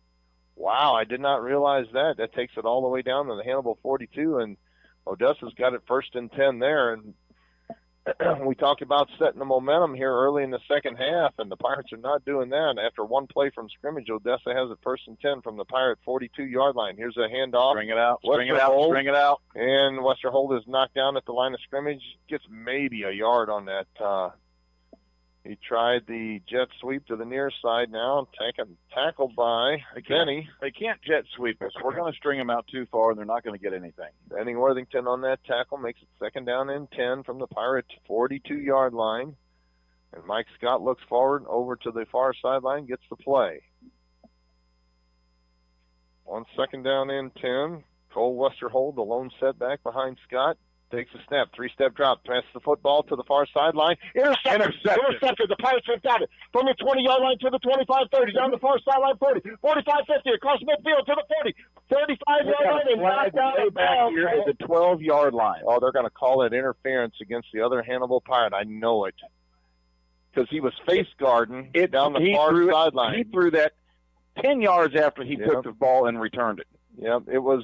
He was face guarding. He never did turn back, but I don't think have to anymore. Yeah, and I don't think he hit him either. No. But yeah, this one is coming all the way back. Unfortunately for the Pirates, Golly they dang. intercepted it. But yeah, I tell you, that is such a subjective call, and I've seen it burn the Pirates so many times this season. Pass was intercepted. Who was that? Benny? They caught that one. Yeah, that was Benny Worthington that intercepted it, but it's all goes for naught because the other guy that was in coverage, I didn't get his number. They're going to call for pass interference. I didn't see that at all. Yeah, he was definitely face guarding him. He never looked back, and the ball fell right in Benny's arms. But as it is, that's going to bring it all the way back across midfield, and Odessa's going to have it at the 27-yard line, 1st down and 10. Oh, that is a dagger there, Joe. What that hurt. That hurt. You hate to see the referees play now if it's pass interference, I understand. I sure didn't see it there. No. Mike Scott claps his hands. There's a pitch to Westerhold. Westerhold trying to get outside, nothing doing. He's going to get knocked down for a 3-yard loss. A great open field tackle. Casey McAfee. Mason Power McAfee, hit yes, there. he did. Yeah, he drove him down into the turf. We need to see a 3-yard little bit loss. more of those kind of hits on No us for kidding. them. 4-yard loss. Kind of Second down and 14 from the Pirate 31-yard line.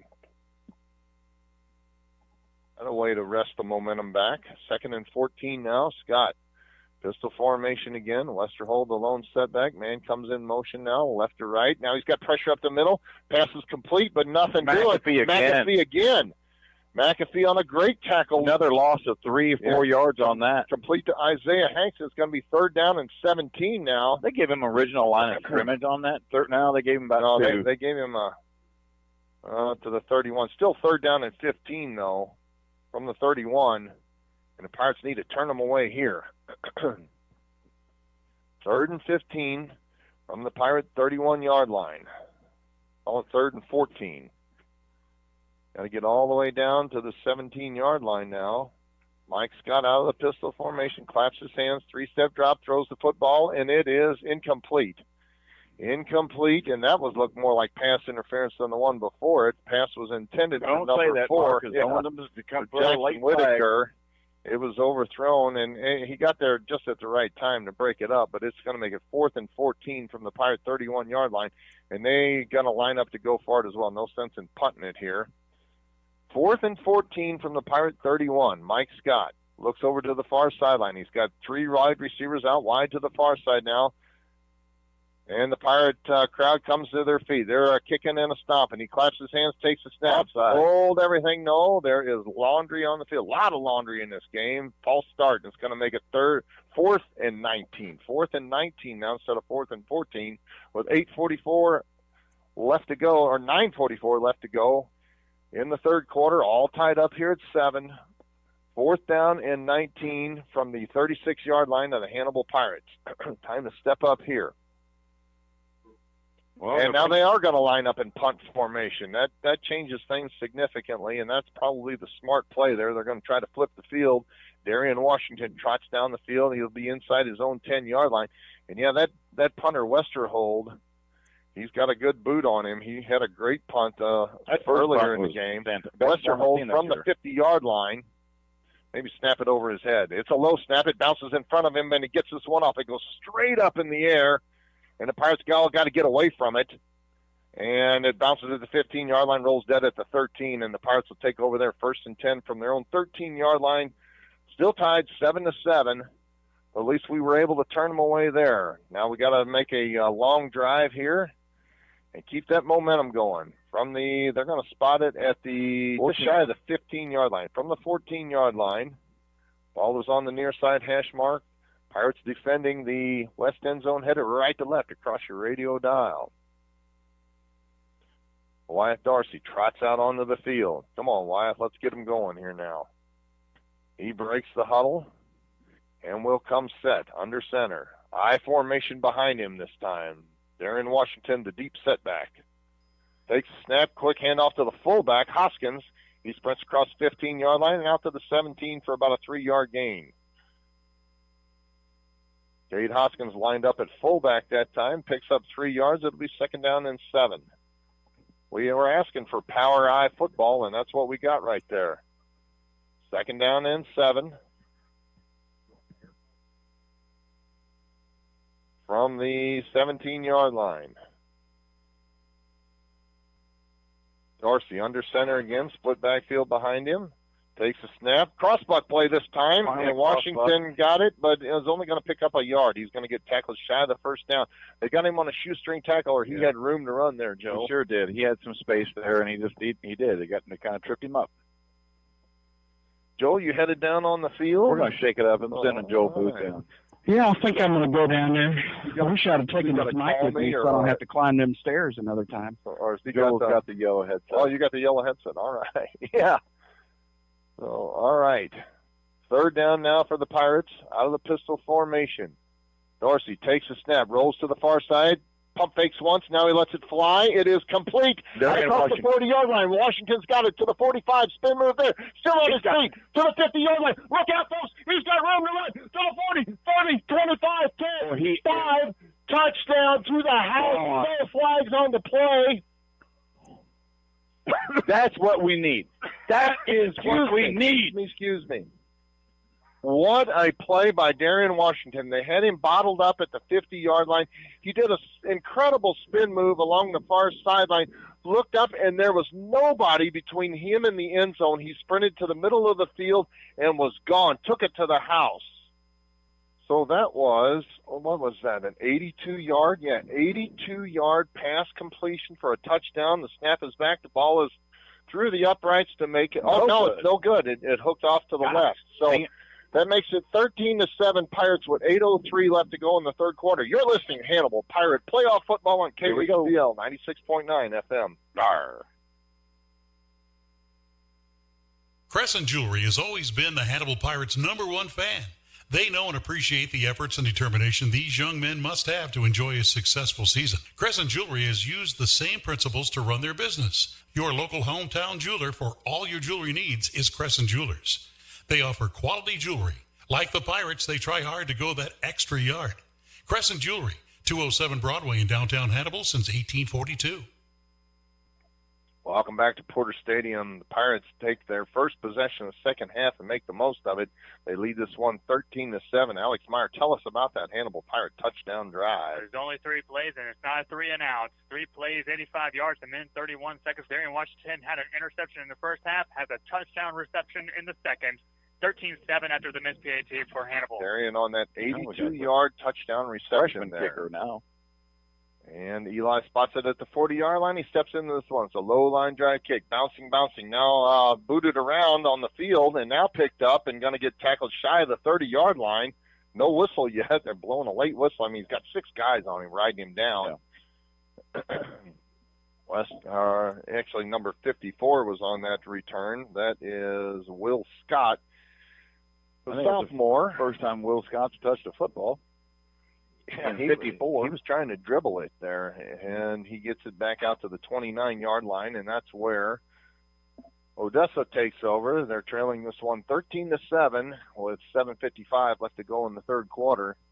And the Pirates, boy, if there's time to dial up a turnover now and really flip the momentum, it'd be right now. Mike Scott trots out onto the field. Twin receivers bounce out wide to the near side now. On 1st and 10, Westerhold, the lone setback behind him. Out of the pistol formation, Scott claps his hands. 3-step drop, throws the football to the far side, and it was complete, I think. He went down low to get it, and he's signaling, yeah, that is a good catch along the far sideline. Amari Powell, he had to go down low to get it, and he scooped it up right off the top of the turf there, and he's got him set up 1st and 10 at the Pirate 37-yard line. Hey, Joe. I really like the view down here. I'm just loving you in shorts down there, my man. I just have to show these Hannibal people what calves look like. That was not complete. All right, an incomplete pass there on 1st and 10, and that'll make it 2nd down and 10 from the 37-yard line of the Hannibal Pirates. Joel, did you get outside to see that touchdown there by Darian? Yeah, I was actually standing down here, and that was a pretty incredible run by that You guy. just as fast as Darian then. Down the stairs. Oh, yeah. All right, 2nd down and 10. Mike Scott looks to the far sideline, changing the play again at the line of scrimmage. Out of the pistol formation, claps his hands. Hand off Westerhold. He sprints through the line of scrimmage. He's into the second level and all the way down to the Pirate 23-yard line for a 1st down. Boy, he was very patient on that run and picks up 12 yards. He gets a 1st down for the Bulldogs of Odessa. 1st and 10 from the 24-yard line now. Pretty good-looking drive so far for Odessa. Twin receivers wide to the far side. Now man comes in motion from right to left. Here's a quick handoff. Westerhold trying to bounce outside. Nothing doing. That outside move is not working at all there, Joe Thomas. No, not at all. We're stringing that play out just like the defensive end's supposed to do. Keep stringing it out, let the linebacker come in. Yeah, he had 4 guys hit him, and he gets no gain on that one. Yeah, we'll let them do that all night long. They have had some success running it straight up the middle against us. Now they give him a yard on it. 2nd down and 9 from the Pirate 23-yard line now. Scott out of the pistol again. Now looking to the far sideline, going to change the play again. He barks out the signals to the offensive line. Westerhold comes set to his right. Claps his hands, takes a snap, looking to throw. He's got pressure up the middle. He has to unload it. There is no way that is not intentional grounding there, Joe. He did not get it back to the line of scrimmage. No. He was in the grasp. He was definitely in the tackles, but no flag. I can't believe. I mean, he threw it at the ankles of nobody. There was nobody within 10 yards of that. Now. Yeah, there it is. There's the intentional grounding. Yeah, you called it, Joel. I think you just had to remind him, hey, guys, that's not legal. On the near side had to go over to the white hat and ask him if that's what it was. Yeah, I'm telling you. I mean, it was clear to me, and that's a loss of down penalty as well. So, yeah, they clearly, I mean, they had him in the grasp, and he just flung it. You know, there was nobody, and he didn't get it even back to the line of scrimmage. So that's the second time I've seen it. At least they got this one. He did it earlier. And, yeah, you can't let them get away with that.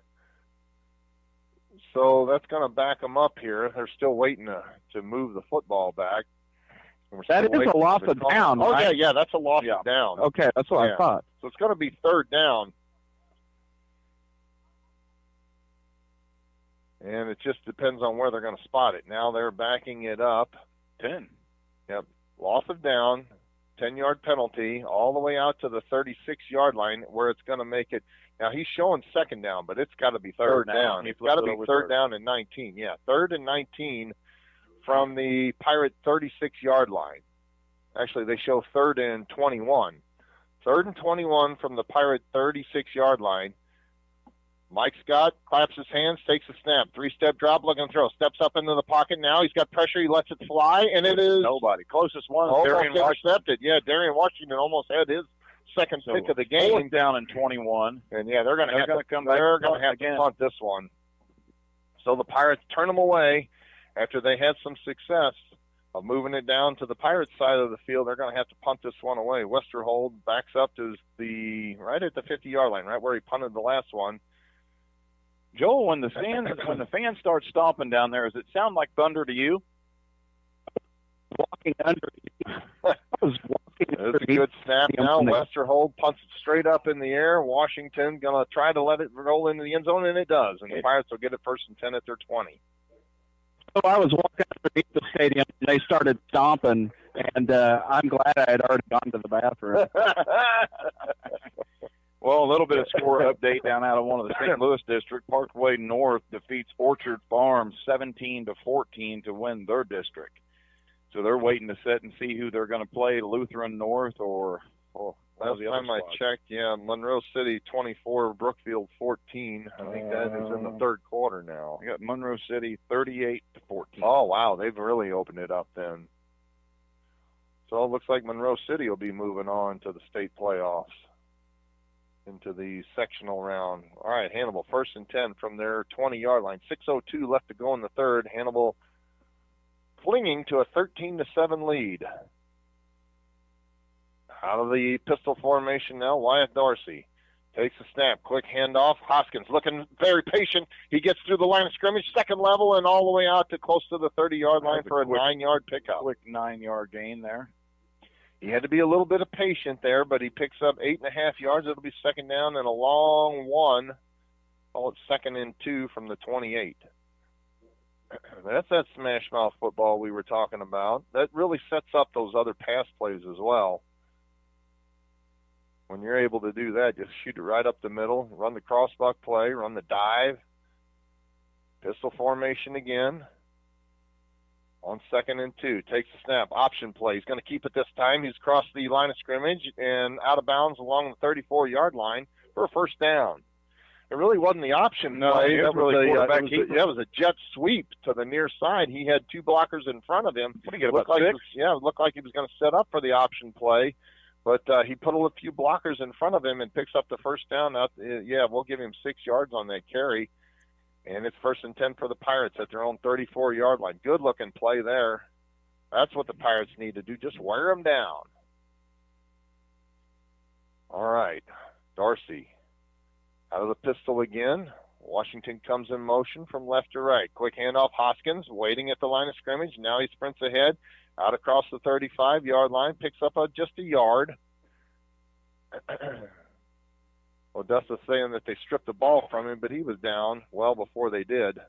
It'll be 2nd down and 9 from the Pirate 35-yard line with 4:37 left to play in the third quarter. Again, Hannibal leading this one 13-7. From the 35-yard line, Wyatt Darcy. Single set back behind him, out of the pistol formation. Hoskins right behind him, takes a snap, rolls to the far side, looking to throw. Now he tucks it in. Now he throws the football, and it's complete. Hoskins has it out across the 46-yard line, and he'll have a first down. Actually, that was Arthod, Alex Arthod on that catch. Most guys are built just about the same, and it's hard to pick up their numbers, that red on black. But, yeah, that was definitely 14, so Alex Arthod has the Pirates set up with a first down all the way out to their own 47-yard line. Good luck. He picked it right up off the turf there. It was scary. It was scary, Mark. Joel, that was very close to being on the turf when he picked it. I don't think if he didn't get his hand under it, anybody would have thought he did. Yeah, right. All right. Under center this time is Darcy. Split backfield behind him. And moved, and that on the far side looked like I think that was Alex. Yeah, he moved forward definitely, and that was an easy call. I've seen that all the way from up here. Yeah, he moved 2 steps before the snap, and unfortunately, the Hannibal Pirates were in a power offset there, split backfield, and I think they were going to pick up some good yardage there. They had the momentum, but that backs them up 5. 1st and 15 from their own 42-yard line. Ball is on the far side hash mark. And Wyatt Darcy trots into the huddle. Calls the play. Now he'll break it and come set under center again. Split backfield behind him. Arthod to the far side at tight end. Now he makes motion from right to left. Now he gets a block to the right side. Darian Washington's got it. He's crossed 50-yard line and down to the 48. Should be coming up here 2nd down and about 5 on this now, Mark. Yeah, he picked up 10 yards on that. They ran a misdirection. Arthod danced across from right to left, and then they ran it back to the right side. Kind of caught Odessa off guard there. We'll call it 2nd down and 6. They gave him a lousy spot there from the 49-yard line, just shy of the 48. And Wyatt Darcy under center again with a split backfield behind him. Single receiver out wide to the far side. Quick handoff. Darian Washington spin. No, it's a quarterback keeper. Darcy pulled it away from him at the last second there, and he peels off a couple of yards. It's going to be quick, I'd say 3rd and 3. 3rd and 3. I like it. Yeah, 3rd and 3 from the 46-yard line of Odessa. Big 3rd down coming up here. 2:30 left to go in the third quarter. Hannibal 13, Odessa 7. You hate to turn the ball back over. I don't know if I'd call this 4-down territory at their 46-yard line. Darcy under center again, split backfield behind him. Big play coming up here. Crowd rises to its feet. Handoff right side. Washington, he's got a first down. Into the secondary. He's down the far sideline to the 20-yard line. 15, ducks it inside to the 10 to the 5 to the house. Touchdown.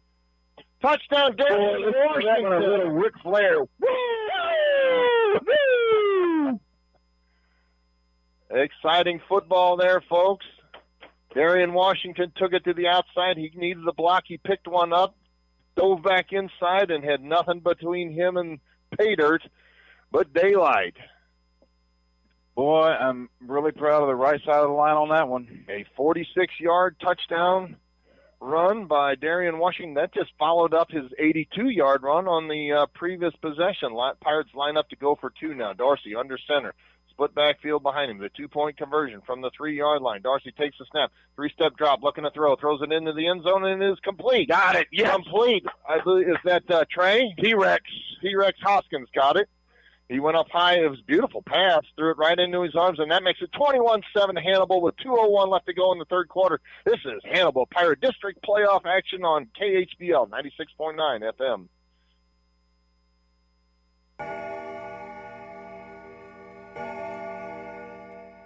Marion County Clocks, LLC is here to save you time. Now serving the Hannibal area with in-home grandfather clock service. They have expertise servicing clocks from 1808 to 2008 and beyond. Co-owner John Ryan, certified horologist, is now taking appointments to repair your family heirlooms. He can be contacted at 573-635-0071. For more information, Marion County Clocks LLC can also be found on Facebook. Marion County Clocks LLC, 115 South 4th Street in historic downtown Hannibal.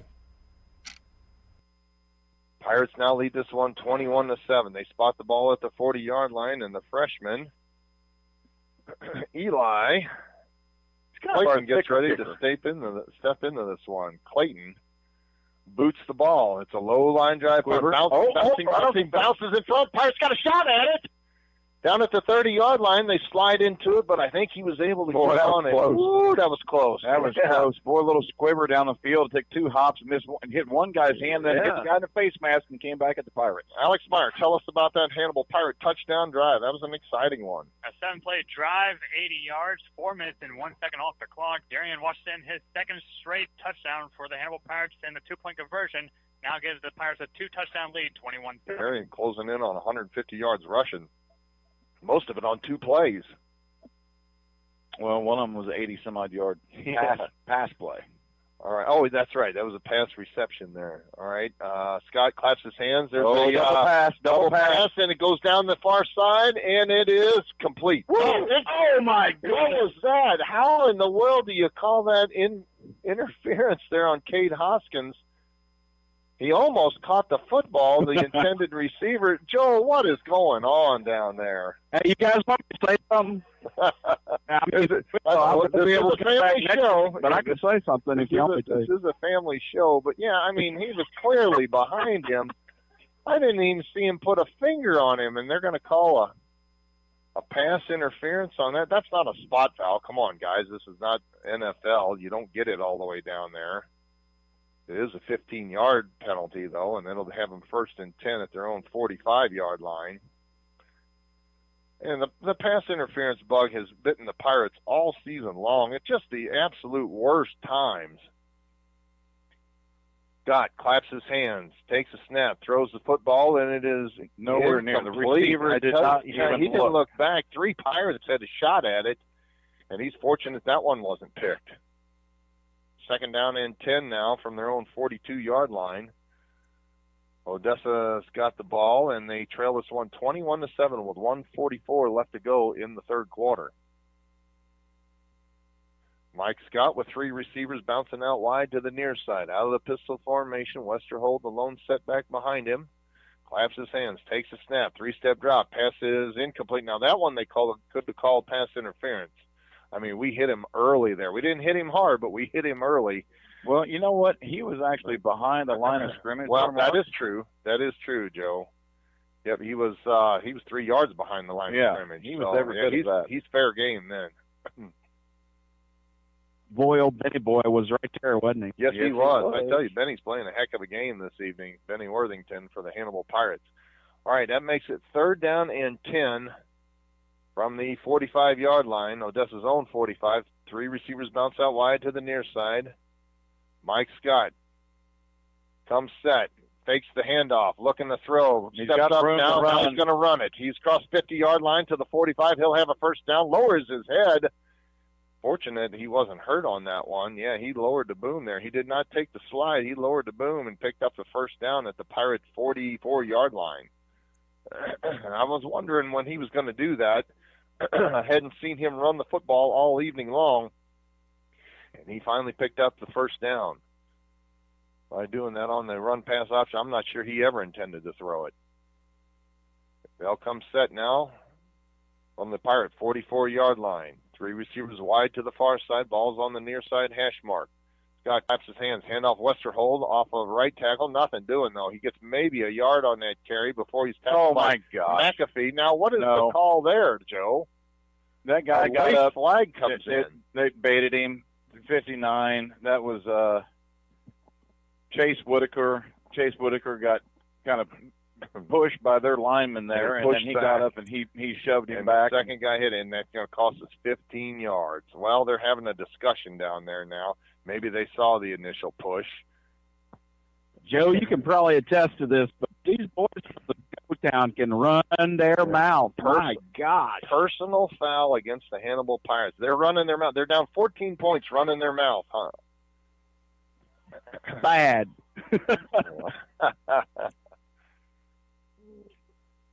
Well, we'll just have to shut them up with our play. We can't not buy into that. I mean, we got a 14-point lead here with just 1:09 left to go in the third, and we've outplayed them in this third quarter. There's no question about that. But that's two 15-yard penalties on this drive. That pushes the ball all the way down to the Hannibal 27-yard line, and each time before this, we've been able to shut them down there. So let's see what the Pirate defense can do here. Mike Scott out of the pistol formation, 3 receivers bounce out wide to the far side. And new running back in, that is number 7. That is Isaiah Hanks in at running back. Westerhold is out of the game right now. And Hanks is the lone setback behind Mike Scott. And comes in motion now from left to right. And it's a 5-step drop. Now he's got pressure, steps up into the pocket, hold everything. There's laundry on the field. And Mike Scott's helmet pops off, so he's got to leave the field for a play. And I tell you what, there is laundry on almost every other play. It just it's going to be holding there. Season, holding against Odessa. It's going to back them up 10 and then make it 1st and 20. And they got to bring a new quarterback in here. And it looks like it's going to be Westerhold. Cole Westerhold, he's listed as running back, but I think he's going to step in at quarterback, and he may go with a Wildcat offense here. Brings it back to the 38, where it'll be 1st and 20. And looks like their quarterback is, that's 19, that's Westerhold. He takes a snap. Now it's handed off. Number 4 has got it, and he dances around in the backfield and gets tackled. That was Jackson Whitaker. Oh, the snap kind of went in between them, and Whitaker gets it, but they give us a face mask on that, and I think that's an automatic first down. Yeah, they called a face mask when they brought down Whitaker. In the backfield, there was a guy that just missed the tackle, and his hands were high. Well, that's a legitimate one, then. Unfortunate as it is, that brings it down 15 yards. And that'll be just at the first down. That's not an automatic first down in high school football. No, they're 1st and 4. Yeah, it's 1st down and 4 now. So did I just miss something? Because that wasn't a face mask. Yeah, I think it was in the backfield. Joe saw it. Oh, okay. I did not see that. They don't lose the down there, though. 1st down and 4. That's bizarre. I mean, he ran a play. There it takes a snap. Scott looking to throw. He's got pressure up the middle, and he's going to get hit and knocked down, sacked. They almost let him go, but Casey McAfee is being a beast out there, and he sacks the quarterback along with, that's one of the Murphy twins, isn't it? Number 18? Yep. So, that's Julian Murphy. They teamed up on that quarterback sack, and that's going to make it 2nd down and 8 now. 4-yard loss on that sack from the 27-yard line, and the coaching staff has given the line judge an earful over on the far sideline. Coaching staff of Odessa. Quarter now. The last play of the third quarter. When we come back, Odessa will have the ball 2nd down and 9 at the Hannibal Pirate 29-yard line. This is Hannibal Pirate football on KHBL 96.9 FM. Thinking about retiring? Let us help you prepare for your tomorrow. At Benson Financial Group, we help you establish goals aligned with your values. Our professionals will build you a plan so there will be a smart place to get your money when you need it. When tomorrow becomes real, make sure you enjoy it. Our advisors would be honored to guide you as you plan your future.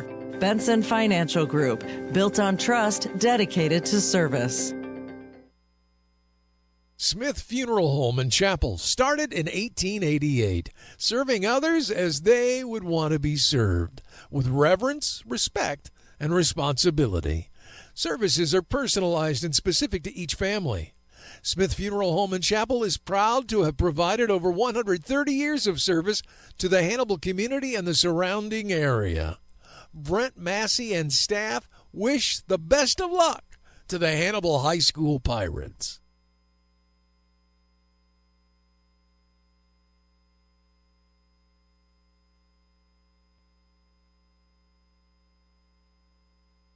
Second down and 8 now for the Bulldogs at the Pirate 28-yard line. There's a snap to Mike Scott. He's got pressure up the middle now. Now he lets it fly, and it is complete to the 25-yard line. Jukes a tackler down to the 20, to the 15, and they get a first down out of that. Oh, they should have had him in the backfield for a sack, but he threw a good pass. He had a guy that was open, and he gets a first down to the 15.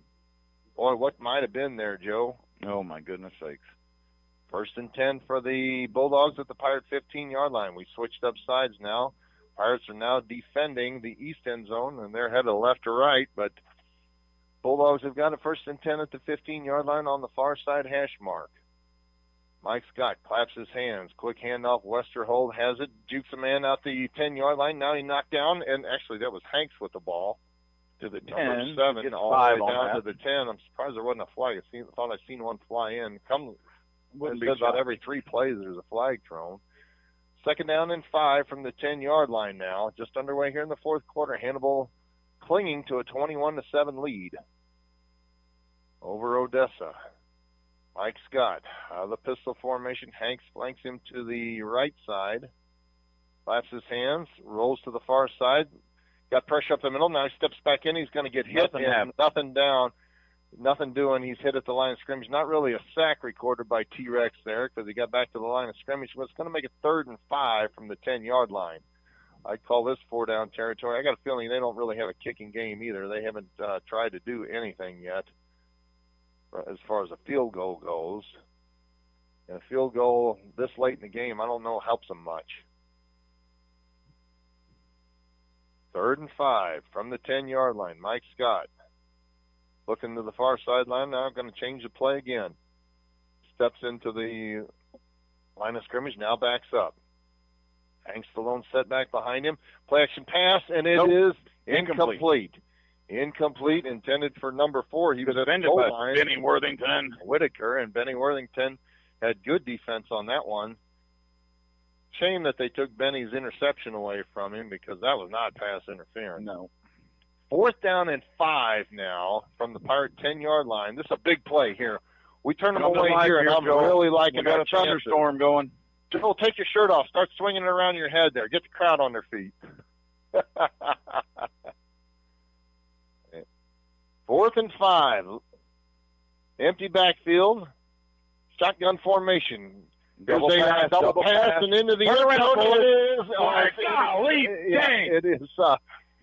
It is touchdown. Yeah, he actually caught it. Wouldn't have mattered, but Washington was face guarding him. He ran into the receiver, and the receiver caught the football on the. It was a double pass, trick play, and the Hannibal Pirates fell for it, and that makes it 21-13 with 10:20 left to go in the football game in the fourth quarter.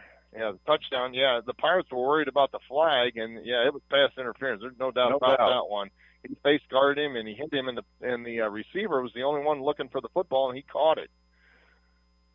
On the attempt the extra point now is number 27. That is Caden Begeman. Snap back, ball down. The kick is up, and it's blocked. Oh, it hits the goal post.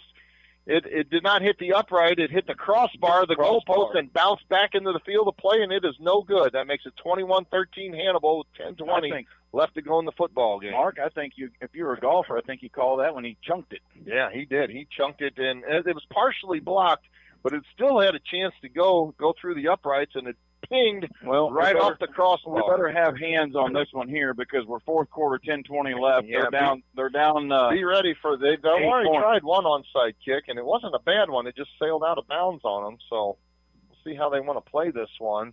You hate to give the Pirates that good a field position, though. And there's still plenty of time left in this football game. 21-13 Hannibal. Alex Meyer, tell us about that Odessa touchdown drive. 13-play drive covering over from the third quarter, 70 yards, 3 minutes and 35 seconds, mainly thanks to penalties. Stopping the clock only took that much time off. Tate Heitman for Odessa makes it an 8-point game, still in favor of Hannibal, 21-13. Trey Hoskins up on the front line, Nick Ferreira, Alex Arthod, Reed Holiday.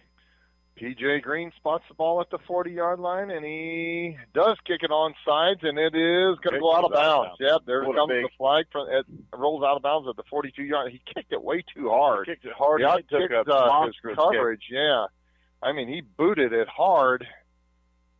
It went about it went a little farther than what he needed it to. It went 18 yards. Comes out of bounds at the 42-yard line, and I think that's a 10-yard penalty. So that's going to get, what is that, the 52-yard line there, Joe? I don't think so. It's a 52, right, Joel? The 52. Yeah, it's right at my man, right in front of my man Joel, and he's saying, the 52. I can't see anything because Chums is standing in front of me. I see that. He's a brick wall. All you stand up on the seat here. All you see is a 7 and a 4. All right, it'll be the Hannibal Pirate 48-yard line. Under center, handoff, Washington. Washington got room to run. He's in the secondary again, all the way down to the 42. Down here. They're going to mark him down just about a yard short. He picks up 9 yards. It'll be second and a yard from the 42-yard line of Odessa. Hannibal looking to keep that running game going here. Keep running that right side over Big Nick. He's putting those guys in the ground there, Joel. Oh yeah. It's definitely crepe season. He was hot. Yeah, he was hot at halftime. You said there. Man, I can't get over how tiny these guys are. All right, second down and a yard. Split backfield behind Wyatt Darcy. He comes set under center. Handoff, dive off the right side, right behind Big Nick Thomas, and a first down there for Hoskins. They're going to give him about 4 on that play, but enough of the first down. It's going to be first down on Odessa's 39-yard line. And they did run it right back behind Big Nick Thomas there. He set the tone. Boy, our offensive line is saying, let's go. Yeah, we they're need to run it down. They're trying to hurry it up. They're like, come on. They've got a taste of blood. On first and 10 from the 39-yard line. Darcy under center. Split backfield behind him. Arthod set right to the near side. Now he dances across. Crossbuck play to the right side. And Washington off right tackle. Picks up a yard or 2. We'll give him 2 on that carry. It'll be second down and 8. Pirates content to try to take a little time off this clock and try to punch it in. Go up by 2 scores late in the football game. Yeah, they let the play clock run all the way down to 24 before they even go into the huddle. Wyatt Darcy's all the way to the near sideline, getting the word from Hannibal head coach Jeff Geschwinder. Now he trots out onto the field, and he'll come out of the huddle with 12 seconds left on the play clock. Under center, Darcy on second down and 9. Comes set, takes a snap, handoff to the right side, breaking a tackle in the backfield. And all the way down to the 35-yard line is Washington. Well, he's had a whale of a game. I thought they had him for a loss, and he bounces ahead for a 3-yard gain. Still going to make it third down and about 6 there from the 36-yard line. They're going to call it 3rd and 7 here. From the 36-yard line. This is 4-down territory here. There's no sense in punting it here. 3rd and 7. Yeah, you're right. 8:23 left to go in the football game. 21-13 Hannibal. And Darcy under center again. Arthod comes in motion right to left. There's a pitch out to Hoskins. He's got room to run. He's on the 30-yard line. Dives for the first down. Don't forget the line to gain at the 28. Yeah, Darcy had a lot of room in front of him that time. He bounced it out wide to the far side and dove ahead to the – they had him at the 30 with an ankle tackle, and he dove to the 28 for a Pirate first down. Yeah, we can work this clock a little bit here.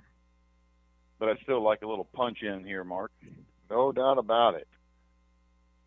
Darcy content to take lots of time off the clock. He'll break the huddle with 12 seconds left on the play clock.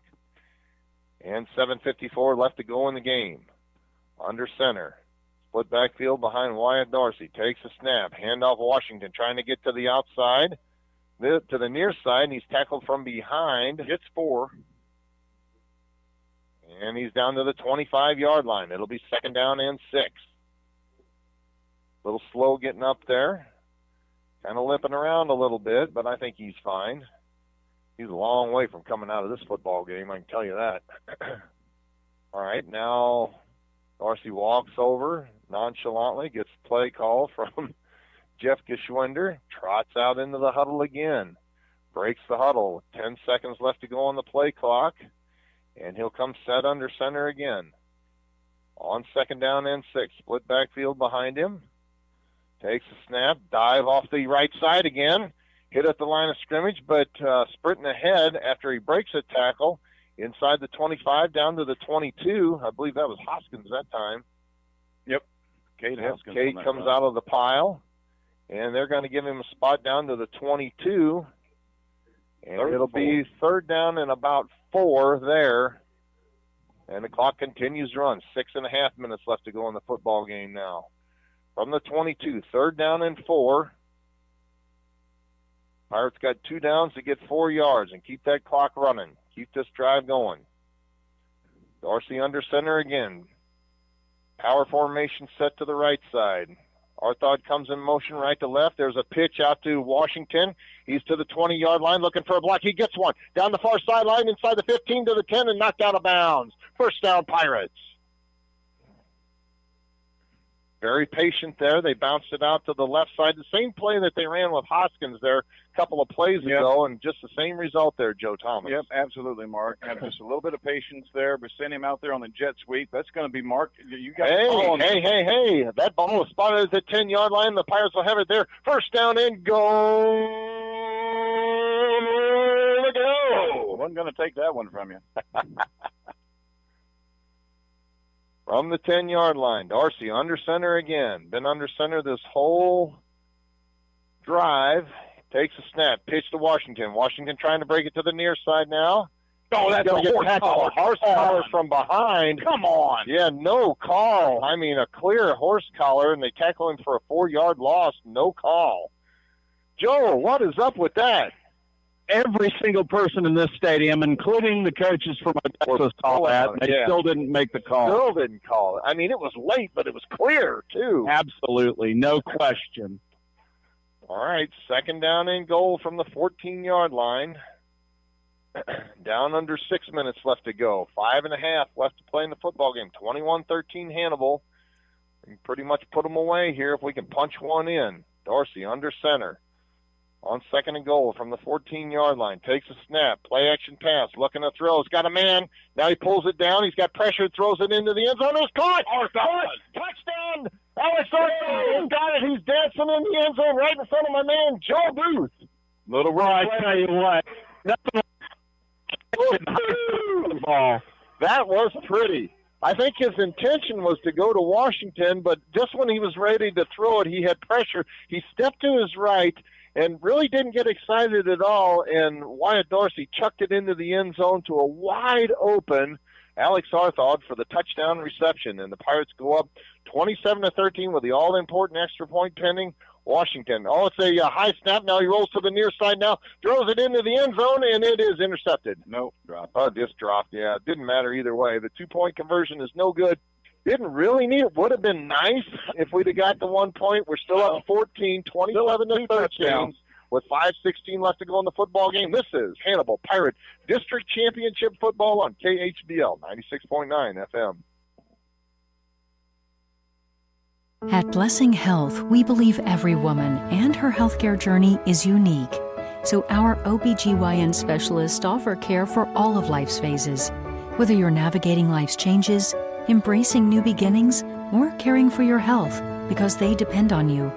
No matter where you are in life, you'll find us there, giving both of you exceptional care close to home. At every stage, we're here to support you. Blessing Health, with you every step of the way. Welcome back to Porter Stadium. Pirates now lead this one 27-13. Alex Meyer, tell us about that Hannibal Pirate touchdown drive. A methodical one to react to Odessa's. A 10-play drive, 52 yards, 5 minutes and 4 seconds. So you like that time drain. Alex Arthod with the reception, makes it 27-13. Still in favor of Hannibal. A little cartoon from my buddy Tim Long of T-Rex running down the football field here. That's pretty cool. I don't have that kind of talent there. All right, here's a low line drive kick, taken at the 15-yard line, out across the 20. 25, out to the 30 and knocked down from behind out at the 34-yard line, and that's where Odessa will take over, 1st and 10 from their own 34, and they're running out of time. 5:10 left to go in the football ready, game. secondary, because it's going in the air. You better believe it. Time to get a pass rush going and maybe pick one off and put this one away. Man, this is so familiar. I'm just standing here guarding the water cooler. It reminds me of high school. Reminds you of high school, yeah. Yeah. A high-quality H2O down That's there. right, buddy. Bobby Boucher. All right. Hey, that movie is a documentary. Joel, don't let anybody get behind you now. Don't you worry, buddy. Wide is the widest and deep is the deepest. All right. On 1st and 10, Hanks is the lone setback. Next to Mike Scott. Low snap. Scott backs up 7 steps. Now he throws it to the near side. And it is, the Pirate defender, Reed Holiday, fell down. But the intended receiver dropped the football. I thought Powell had it. But, yeah, Reed Holiday tripped just at the last second. And he was fortunate that Powell wasn't able to hang on. He was pretty much stride for stride, but he tripped on his own feet. I think it's them bright orange shoes. Tell you what, those things are bright. You never can. It's very. If you're ever ordering Nike shoe and you see Volt Red, they lie. It's orange. It's blaze orange. Mike Scott on 2nd and 10, claps his hands, low snap, takes it though, throws the football, and throws it to nobody. I mean, how is that not grounding he didn't have anybody in his face, but barely got it to the line of scrimmage. Still inside the tackles, but that's the 3rd time that he's done it. Only been called for it once. There was nobody in the intended area. I think he was throwing it toward that ace of spades card. Now they throw a flag. Yep, they did it. Intentional grounding. Yeah, that's a loss of down as well. Yeah. Yeah, that was a good call. I mean, yeah, it's like, what the heck? There was nobody around. And really, I didn't think he had anybody on. Why is it taking them so long to make that call? You got me scratching. I had no idea. I mean, it's going to be another loss of 10 and loss of down. That's what it was last time, right? Yeah, I think so. Yep, so that's going to make it 3rd down and about 20. They waved it off. They waved it off, so it should be 4th down and 10? No, they waved the penalty off is what Alex is saying. It's either intentional grounding or it's not. And now they're saying it's not? How can that be? Well, that's terrible. And now it remains 3rd and 10. 3rd down and 10 from the 34-yard line. Drop on back of Odessa. Timeout. Now Odessa calls timeout, and we'll take it with them, folks. 5 minutes left to go in the football game. 27-13 Hannibal. This is Hannibal Pirate Playoff Football on KHBL 96.9 FM. This is Marcus Allen, the owner of Frozen Sippies at 108 North Main Street in historic downtown Hannibal. Frozen Sippies offers a family-friendly atmosphere with frozen slushies for all ages. We're proud to carry Papa Murphy's Pizza for dine-in or carry-out. We have pool tables, dartboards, plenty of space to host private events, including bridal showers, birthday parties, and more. Phone number is 573-603-1113. Frozen Sippies, bringing a taste of paradise to your hometown.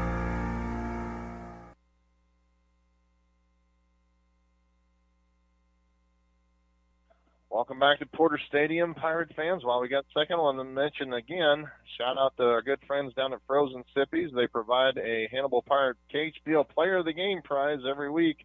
That prize is 2 32-ounce slushies and a Papa Murphy's Pizza. Compliments of our good friend Marcus Allen and his mom and dad, Mark and Debbie Allen, at 108 North Main Street. Go on down and see them. Have you some really delicious Papa Murphy's Pizza. That's my favorite. 3rd and 10. 3rd and 10 from the 34-yard line of Odessa. 5 minutes left to go in the football game. Twin receivers bounce out wide to the near side. Pirates start stomping on the bleachers there. Low snap. Scott gets it, throws the football, and it is incomplete. Thrown over the intended receiver's hands. He missed him by about 5 yards and was intended for Jackson Whitaker, and he overthrew him.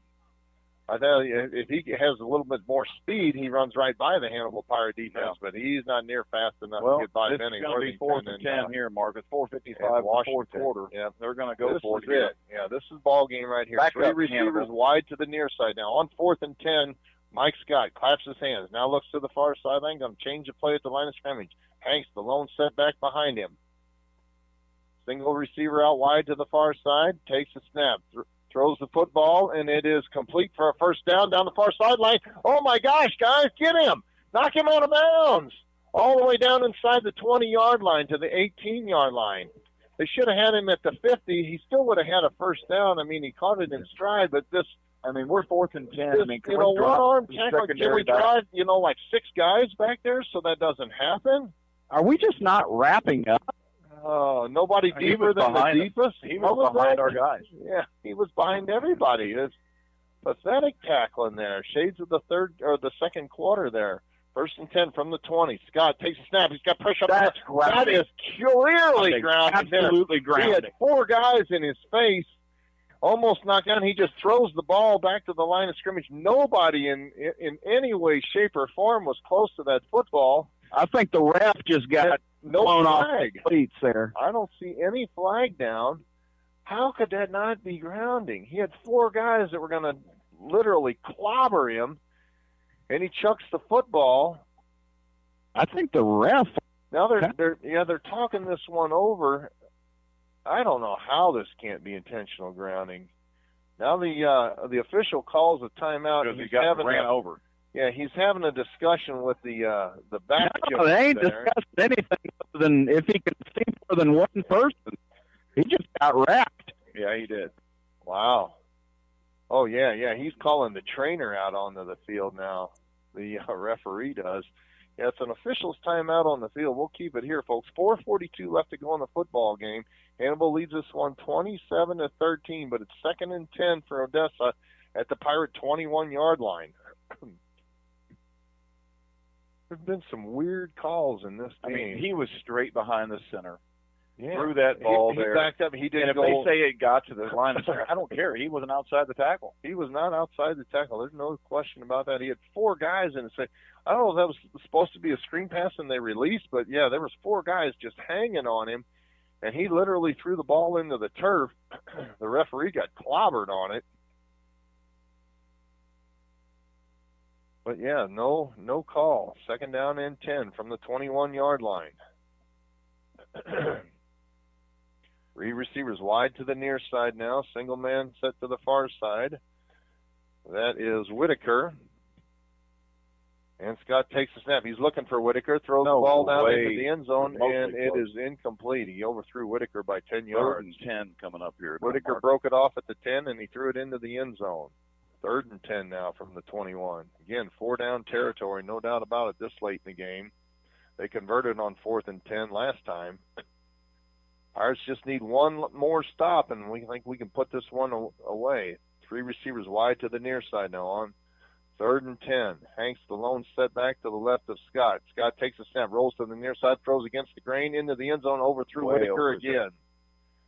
Overthrew Whitaker again, and that's going to make it 4th and 10. So let's see if they dial up a little trickery like they've done the last couple of times on 4th down. They threw that double pass the last time to score a touchdown. See what they do here. The Pirate faithful come to their feet. They're a kicking and a stomping. Thunderstorm, Joel Booth, behind you.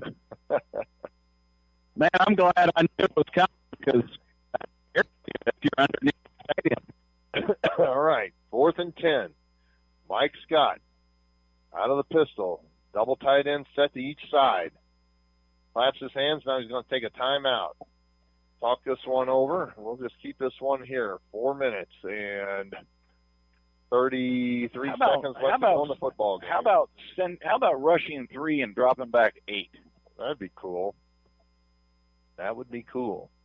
All we got to do is knock it down. We get the football back, and we pretty much run out the clock. This drive has taken quite some time over the time here, but game clock wise, it's only been 40 seconds. No kidding. Well, they started the drive at 5 minutes and 10 seconds. That was one long play. Yeah, it's 4:33 left to go. Yeah. Wow, that's amazing. A lot of incompletions, a lot of penalties, or Yeah. lack of. Just a couple of positive yardage plays there, but it was enough to get them down to our 21-yard line, where they've got it 4th down and 10. They just one timeout left, so if the Pirates can get it turned over here on downs, 1 first down, and we're pretty much out of here. Take a knee the rest of the game. Get ready for the Zizzers next week. West Plains has been our Achilles heel the last couple of times we've played them. Pirate faithful. All right, now we've got Mike Scott with an empty backfield on 4th and 10. Claps his hands, takes a snap, 3-step drop, throws the football, pass is complete, but he's going to be short of the first down, tackled at the 12-yard line. And the Pirates are going to take over on downs after Amari Powell catches it at the 12. Let's see, where are they going to spot this one? It's going to be very close. They pushed him back to the 15. Well, give him forward progress. They'll give it to the 12. It's going to be very close. I think he's about a half a yard shy, though. Yep. Yes, first down Pirates. First down Pirates. Joe Booth was down there blowing on that football after they spotted it. Man, I tell you what, that was not a close call. But they sure like to make it dramatic. Yeah, they made it close. They needed 11 and a half, and he got it to the 12. I mean, he's the width of the football short, but I thought he was clearly short to begin with. He made it much closer than I thought. The Pirates take over on downs. 1st and 10 from their 12-yard line. Dorsey under center, split backfield behind him. Takes a snap, deep handoff to the right side, and diving across the line of scrimmage, Darian Washington out to the 15. Peels off a quick 3. It'll be 2nd down and 7 there. 4:17 left to go in the football game. Pirates got a 2-touchdown lead. Ought to be able to put this one away with a couple more first downs. You know, Odessa still just only has one more timeout, Mark. We've got 3 left. I don't think we're going to utilize those timeouts. Reed Holiday checks back into the game now. He'll run the play out. I guarantee it's going to be some kind of a run. Wyatt Dorsey under center on 2nd and 7. Split backfield behind him. Hoskins to the near side. Washington to the far side. Pitch goes to Hoskins. He's trying to get out to the outside. He does. He's to the 15-yard line. Stiff arms a man at 20, 25. Down the far sideline to the 40. We got 45, 50, 55. All the way down the far sideline, 55. He's horse-collared from behind all the way down to the 25-yard line. But I honestly don't know if it was us, though. And they called it on us. There is laundry on the field. Yeah, man, this one's coming back. Yeah, I got so excited. He's at the 55. To the 45, yeah, Hoskins got it outside, but hold everything. This one's coming way back. And all the Pirates did there was successfully take some time off the clock. Because, yeah, they bring the ball back all the way down. I think they called that on Darian Washington. Yeah, I thought that's who they threw the flag at. They're talking it over with Wyatt Dorsey. He's very interested here in what the call is.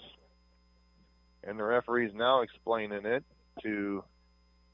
Over here, young man, number 23, you were too fast. And so we're going to give you the flag just for excess over to speed. Noah Brown. And, yeah, that is it, holding. I don't know who it was on, but that backs the Pirates up to their own 7-yard line.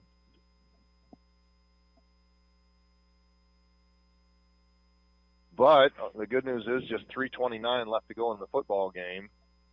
And now the Pirates are going to call a timeout. Yeah, they're going to take a timeout, settle it down, give their boys a chance to catch your breath.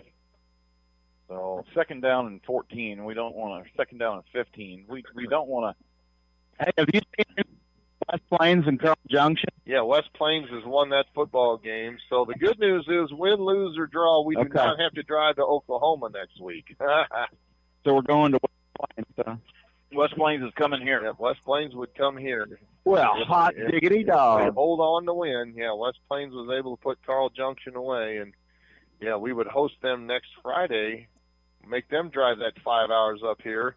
Because we talked to Coach G, and he said he would be hard-pressed to move that game to Saturday.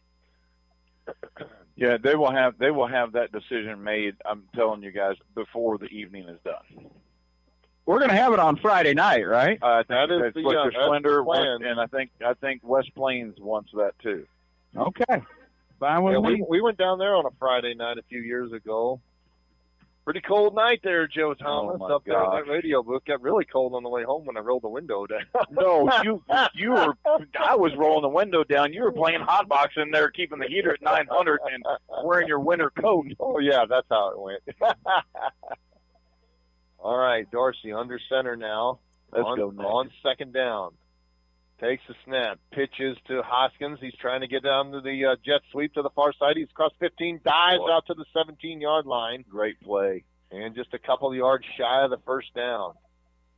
That'll make it third down about 5. Third and manageable. Third and manageable is big. Is the big thing. And the clock continues to run, and we'll be under 3 minutes when they take this next snap. 23 seconds on the play clock.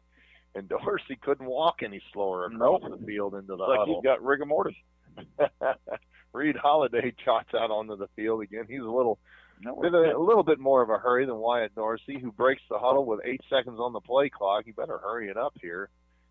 Comes set on third down and 5 under center. Takes a snap. Quick handoff left side, and they bottle up. They bottle up Cade Hoskins shy of the 20-yard line, and the Pirates are going to have to punt it now on fourth down and about 3 from the 20-yard line. And Odessa takes their final timeout of the football game with 2 minutes and 30? 30? Yeah, 2:30 left to go on the play clock, or the game clock. 2:30 left to go, and Hannibal looking to escape this one 27-13. Odessa needs kind of a miracle now. They need a score, convert the extra point, get a onside kick, and score again. Hey, stranger things have happened. I remember watching QND many years ago put it on us in the last minute. All right, Pirates going to punt this one out of there. They're at their own 19-yard line, and the Bulldogs come back out onto the field. Still pretty good crowd, looks like, down there, Joel. Oh, yeah, man. They just went through and gave away the extra food from the concession stand. Everybody stuck around for that. I've seen your ears perk up there. Hey, when did they start serving cinnamon rolls? Oh, I did not know that. Yeah, those things were bigger than my hand. How about that? Well, we're going for it. 4th and 4. Let's do it, baby. Pirates do line up to go for it here on 4th and 4. I think this might be the punt option here. On 4th and 4, they take a long snap count, trying to draw them off sides. Wyatt Dorsey is out of the pistol formation. There we go. Now Darian backs up into punt formation. Takes a snap, and Darian boots this one high up into the air. And going to take it on the Pirates side of the 50-yard line out to the 47-yard line on a fair catch, and that's where Odessa will take over with 2 minutes, 24 seconds left to go in the football game. 1st and 10 at the Pirate 47-yard line.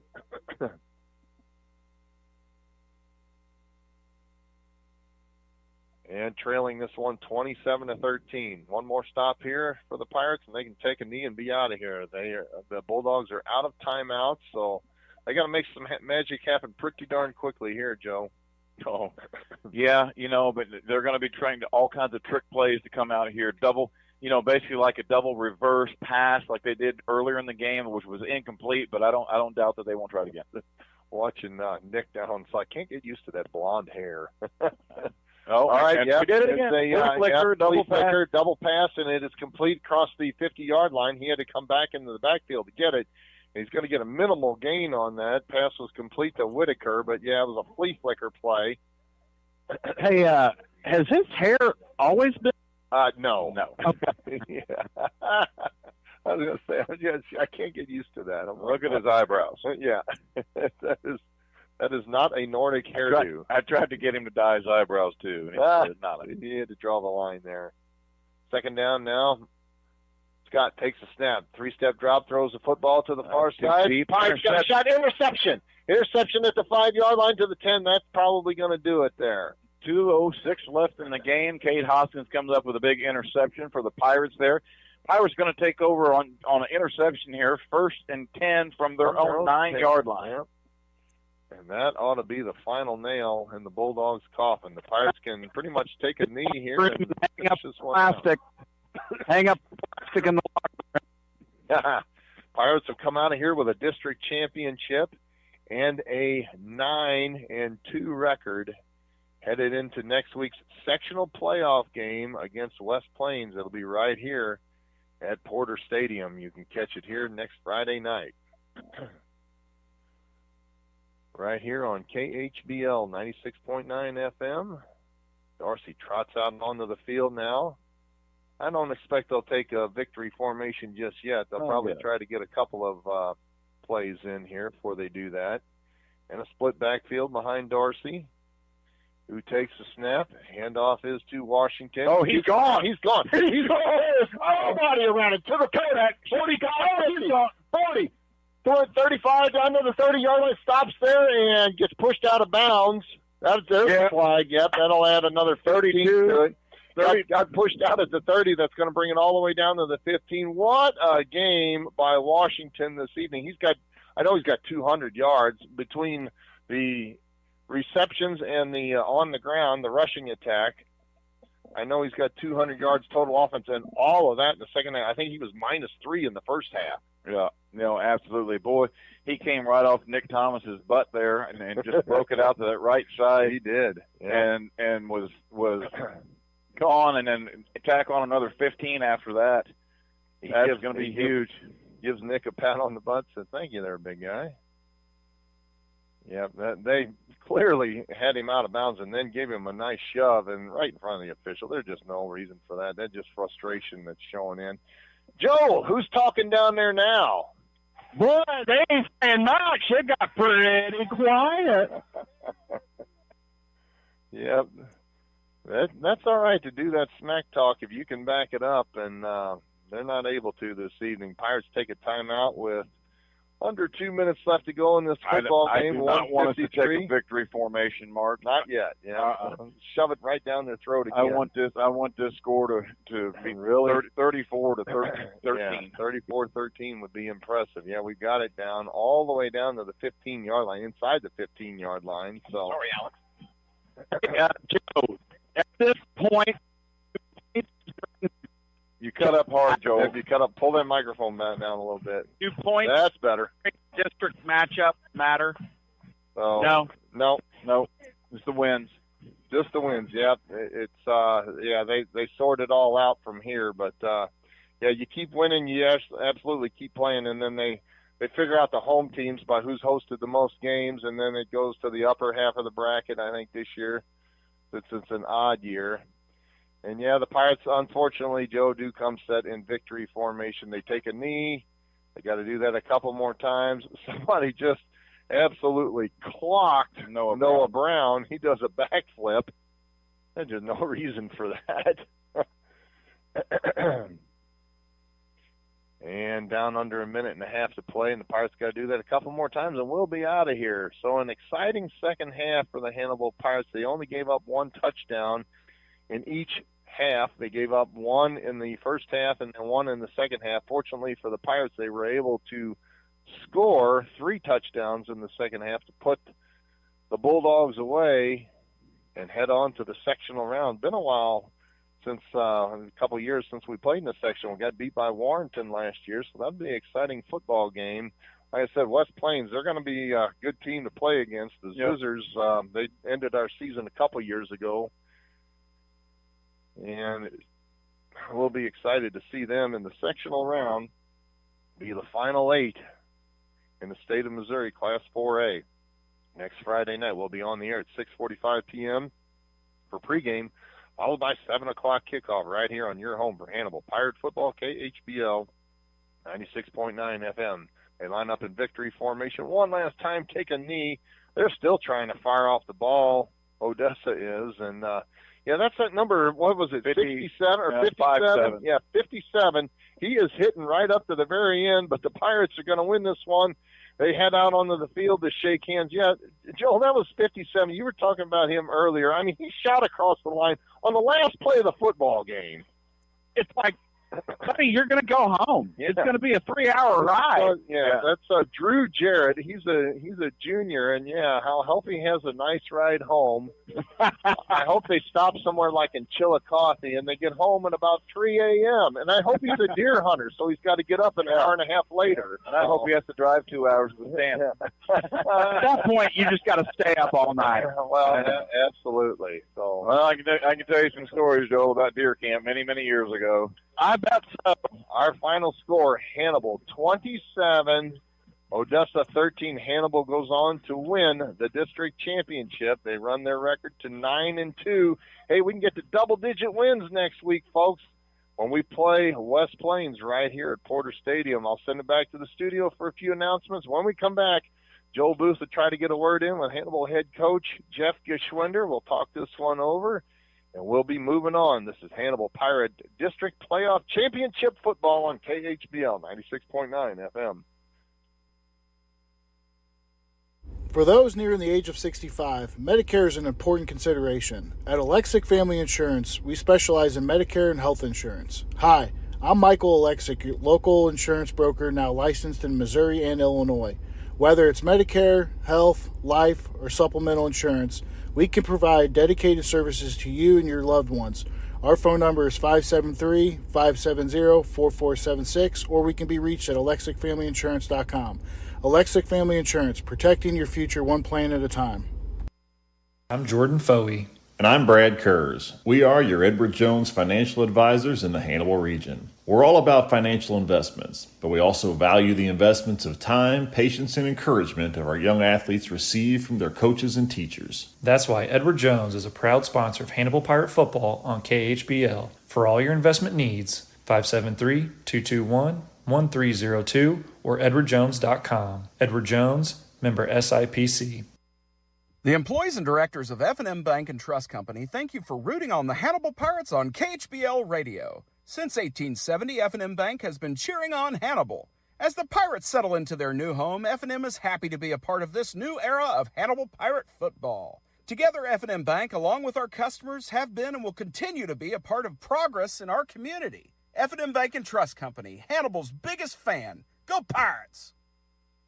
Crescent Jewelry has always been the Hannibal Pirates' #1 fan. They know and appreciate the efforts and determination these young men must have to enjoy a successful season. Crescent Jewelry has used the same principles to run their business. Your local hometown jeweler for all your jewelry needs is Crescent Jewelers. They offer quality jewelry. Like the Pirates, they try hard to go that extra yard. Crescent Jewelry, 207 Broadway in downtown Hannibal since 1842.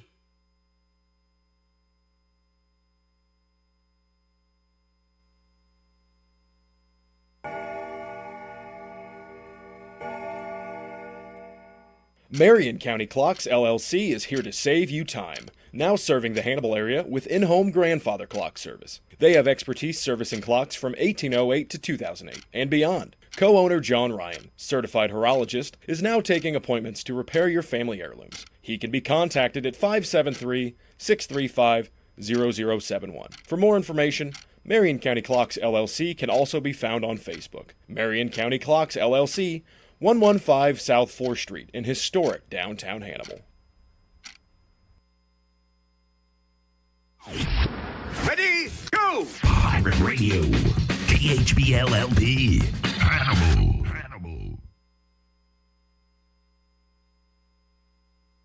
Welcome back to Porter Stadium, Pirate fans. Joel Booth is down on the field, and they are taking the district championship picture there. They've got the trophy there, and the Pirates are fired up. They're having more fun than banana time in the monkey pen. So congratulations to the Hannibal Pirates on that District 5, Missouri Class 4 District 5 championship. That was our goal. You know, early in the season, we wanted to win the last conference title of the North Central Missouri Conference. We achieved that a couple of weeks ago, and tonight we win the district championship, 9-2 on the season, and now we've got the whole playoffs in front of us. We move into the sectional round, and we are 2 games from, where is the Show Me Bowl this year? It's not in Missouri Columbia, Western. in Missouri Western. So yeah, the Columbia, the stadium's under construction there. We were down there last week for the Texas A&M debacle, and Yeah, it's hard just to get in that stadium. It took us 40 minutes to move maybe 20 yards. There's 500 people in line and one guy checking tickets. So, yeah, logistics is not high on the University of Missouri's majors program, apparently. That would have been nice to go see Faroe Field. I have never seen the inside of that stadium. Oh, I drove by my. it multiple times. Oh, But never inside. A lot of concrete in that stadium. A lot of that. Lots of concrete. Lots of concrete, Better- lots of metal bleachers. Better you know. bring your pillow if you want to have a comfortable seat. Absolutely. So while we got a second, I'll name our Hannibal Pirate KHBL players of the game. We talked it over there while we were on break, and yeah, Darian Washington, what a second half. But, he was spearheaded by what we call him, Nicholas the Pancake Thomas. Yeah. I mean, he just literally lit up the right side of the field. He was frustrated, you said, Joe, at halftime, and I think he went in there and he made his voice known, said, guys, run the ball behind me here. And they did in the second half. They found that smash mouth football that Hannibal's been known for years. And, yeah, congratulations to our players of the game. Yeah, Mark. Sorry, I'm choked up here. I think I swallowed a bug. No, I asked Nicholas there, about second quarter. I said, "What is going on?" He said, "I'm murdering the guys in front of me here. I don't have an answer for you." Obviously, the answer came there with a little talking to at halftime, coming in there, and him just absolutely dominating that right side of the offensive line. Big hole after big hole. Obviously, Darian Cade running behind Nicholas the whole time there, getting big yardage. I mean, that was the game changer. Oh, yeah. Darian came out, set the tone with that 82-yard touchdown reception, and then he had, what was that other one there, Alex? 50-some yards on the ground, and then he closed it out with another 60-yard run. So he was close to 200 yards of offense in the second half, and like I said, most all of that down the right side behind big Nick Thomas, the senior, who's going on to play next year, Joe. Boy, he's going over to Eastern Illinois. I seen you had the swag on earlier today. Yep, I sure did. Had it on. Well, I had it on real early this morning when I went to the hospital to cover a few cases there for work, and then I came over to see Mark Dow, and I want everybody to give a little round of applause. I got to witness Mark ring the bell today for his final cancer treatment that he's done with, and that was. I'm very proud. I'm very happy. That was a humbling experience for sure. Yeah, I thought Mark was going to rip the bell off the wall. So I've never seen. I think all the nurses did too. Before, so. Yeah, they were like, "Oh my God, it made a noise." All kinds of people lined up to talk to Hannibal head coach Jeff Geschwender. Joel, if you see anybody wants to come talk to you, grab a player or two while you're waiting on Coach G. Because I know usually the Muddy Rivers people get him first. But Joel, grab that big old 72. He's out there. Here comes G. He's on his way over there. He's gonna, He just blew off everybody else. Take it there, Joel. All right. Hey, Coach G, fantastic game from start to finish. That was one of the best complete games Hannibal's played. Talk to me about your O in the first half. They're a dang good team. I mean, they were physical. They gave us a lot of fits on offense. They found a couple soft spots in our defense, but we've just got great kids, great coaches. We made some adjustments, offense and defense. Our guys don't freak out. They just know what to expect, know how to adjust, act like they've been here before, and then come out and finish it off. Could be more proud of them. Well, I tell you what, your offense showed up in that third quarter. Yeah, it did. There's just a couple things. What we had was there. We were just in some big opportunities, so we kind of had to simplify some things and just made a couple adjustments. They were pretty easy adjustments. Really, that's what did it. And then we caught them on their heels, and then, the running backs we have can hit a home run anytime. So anytime you get a defense on your heels, just keep feeding your boys the ball, man, and they're going to do something special. Well, I was impressed with your defense and their actions tonight, especially your secondary and Ben Worthington, what an impact he has made. Yeah, they're all playing well. Our D-line really cranked up the quarterback pressure there second half. D-backs were locking on receivers and making tackles, and that was a big thing. It's okay if you give up a pass underneath, but come up and secure the tackle, and I thought our guys did that when it counted. Made some really big plays when it counted, and they deserve this win. Absolutely. Coach, We got a 5-hour drive next week. They're coming to us. How excited are you about this next match? I'm good going anywhere, but I love playing here, and I know our boys are going to be ready to play here, and I know our town's going to be ready to play here. So You better believe it. You'll see these stands packed for you, Coach. Congratulations.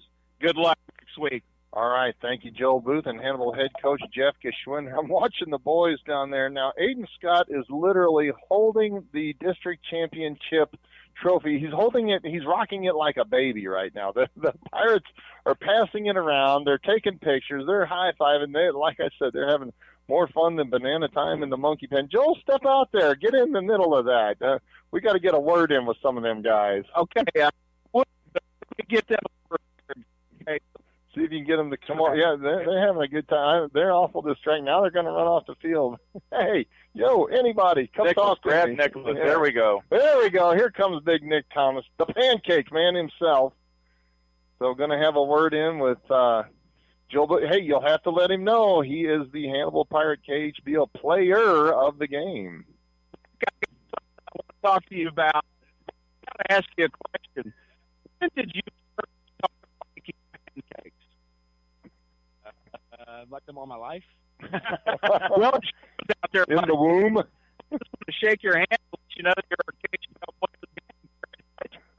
You did a fantastic job tonight. Hey, what was it like in them trenches against that big group? It wasn't that big, but they look tough. No, number 69 was a great player. I mean, he was Class 3 All-State last year. I got to give props to him. He was a really good player. Go win against him all night. He was a tough man to go against. But it was just a battle all game. It was great to go. It was great to play. Well, buddy, it sure is fun watching you. As a former Hoggy, that's what I watch as the line, and I'm anxious next week to see how you guys do against West Plains. Have you heard anything about their boys up front? I do know that they are very big up front. They're big up front, but they're not as big as us. That's what I like to hear. Well, congratulations, young man. I'm so proud of you. I can't wait to see you kick some butt next week. Thank you. Enjoy. Take care. All right. Thank you, Joel Booth. And, yeah, well, you had two players of the game. Like I said, Darian Washington, huge second half. I think he was -3 yards total at halftime. And, yeah, he kicked it in. He had to be close to 200 yards all-purpose there in the second half. And most of it went behind Big Nick Thomas there. Hey, you got another one coming on. Is that Big James? That's James. That's King James. I can spot that red hair anywhere. Here I got the final. Joel, you still on? Oh, I've lost him. So you got hey, have a word in with King James down there. He's got to be fired up. So, Joel? Yep, the King James is down there on the field.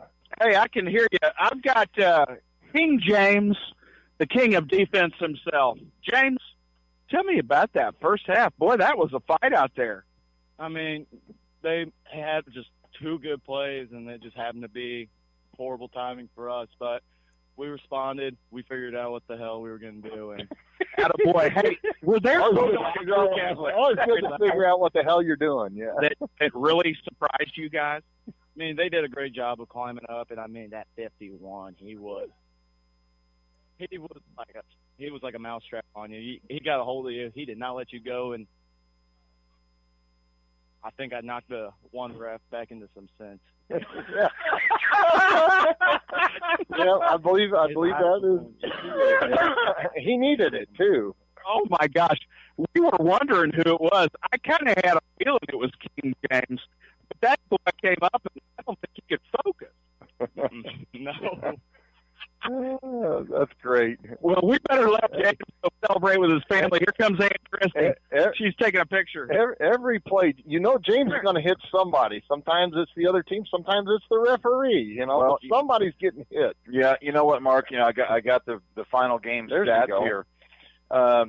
Darian Washington came to life because he was about, what do you say, maybe negative yards rushing? Yeah, he was -3. Yeah, first so half. Darian Washington finished the game, so with? essentially he had 16 carries for 156. Woo. Wow. Cade Hoskins was 16 carries for 76, and he had about a 75-yard run, take him off there. Run back, yeah. Wyatt Dorsey was 13 attempts for 58 rushes. Trey Hoskins, 1 carry for 3. The team rushing total yards for us tonight was 293. Passing yards was 138. Rushing yards that our defense tonight held them to was 46 yards rushing tonight. Wow. Now, they did have 225 yards passing on us tonight, but they did have passing. Let's see how many times they threw 37 attempts. 37 times. They completed 14 of 37 with 2 interceptions. Wow. Yeah, the defense really did step up, even in the first half, to hold them to 7 points. And, yeah, I was proud. That set the tone. And we did get the offense going. I know we were disappointed at halftime. We're like, what is, this is not Pirate football. But we came out, like Coach G said, he didn't have to make many adjustments. And what he did do was very positive, and we came out and really put it on them in the second half.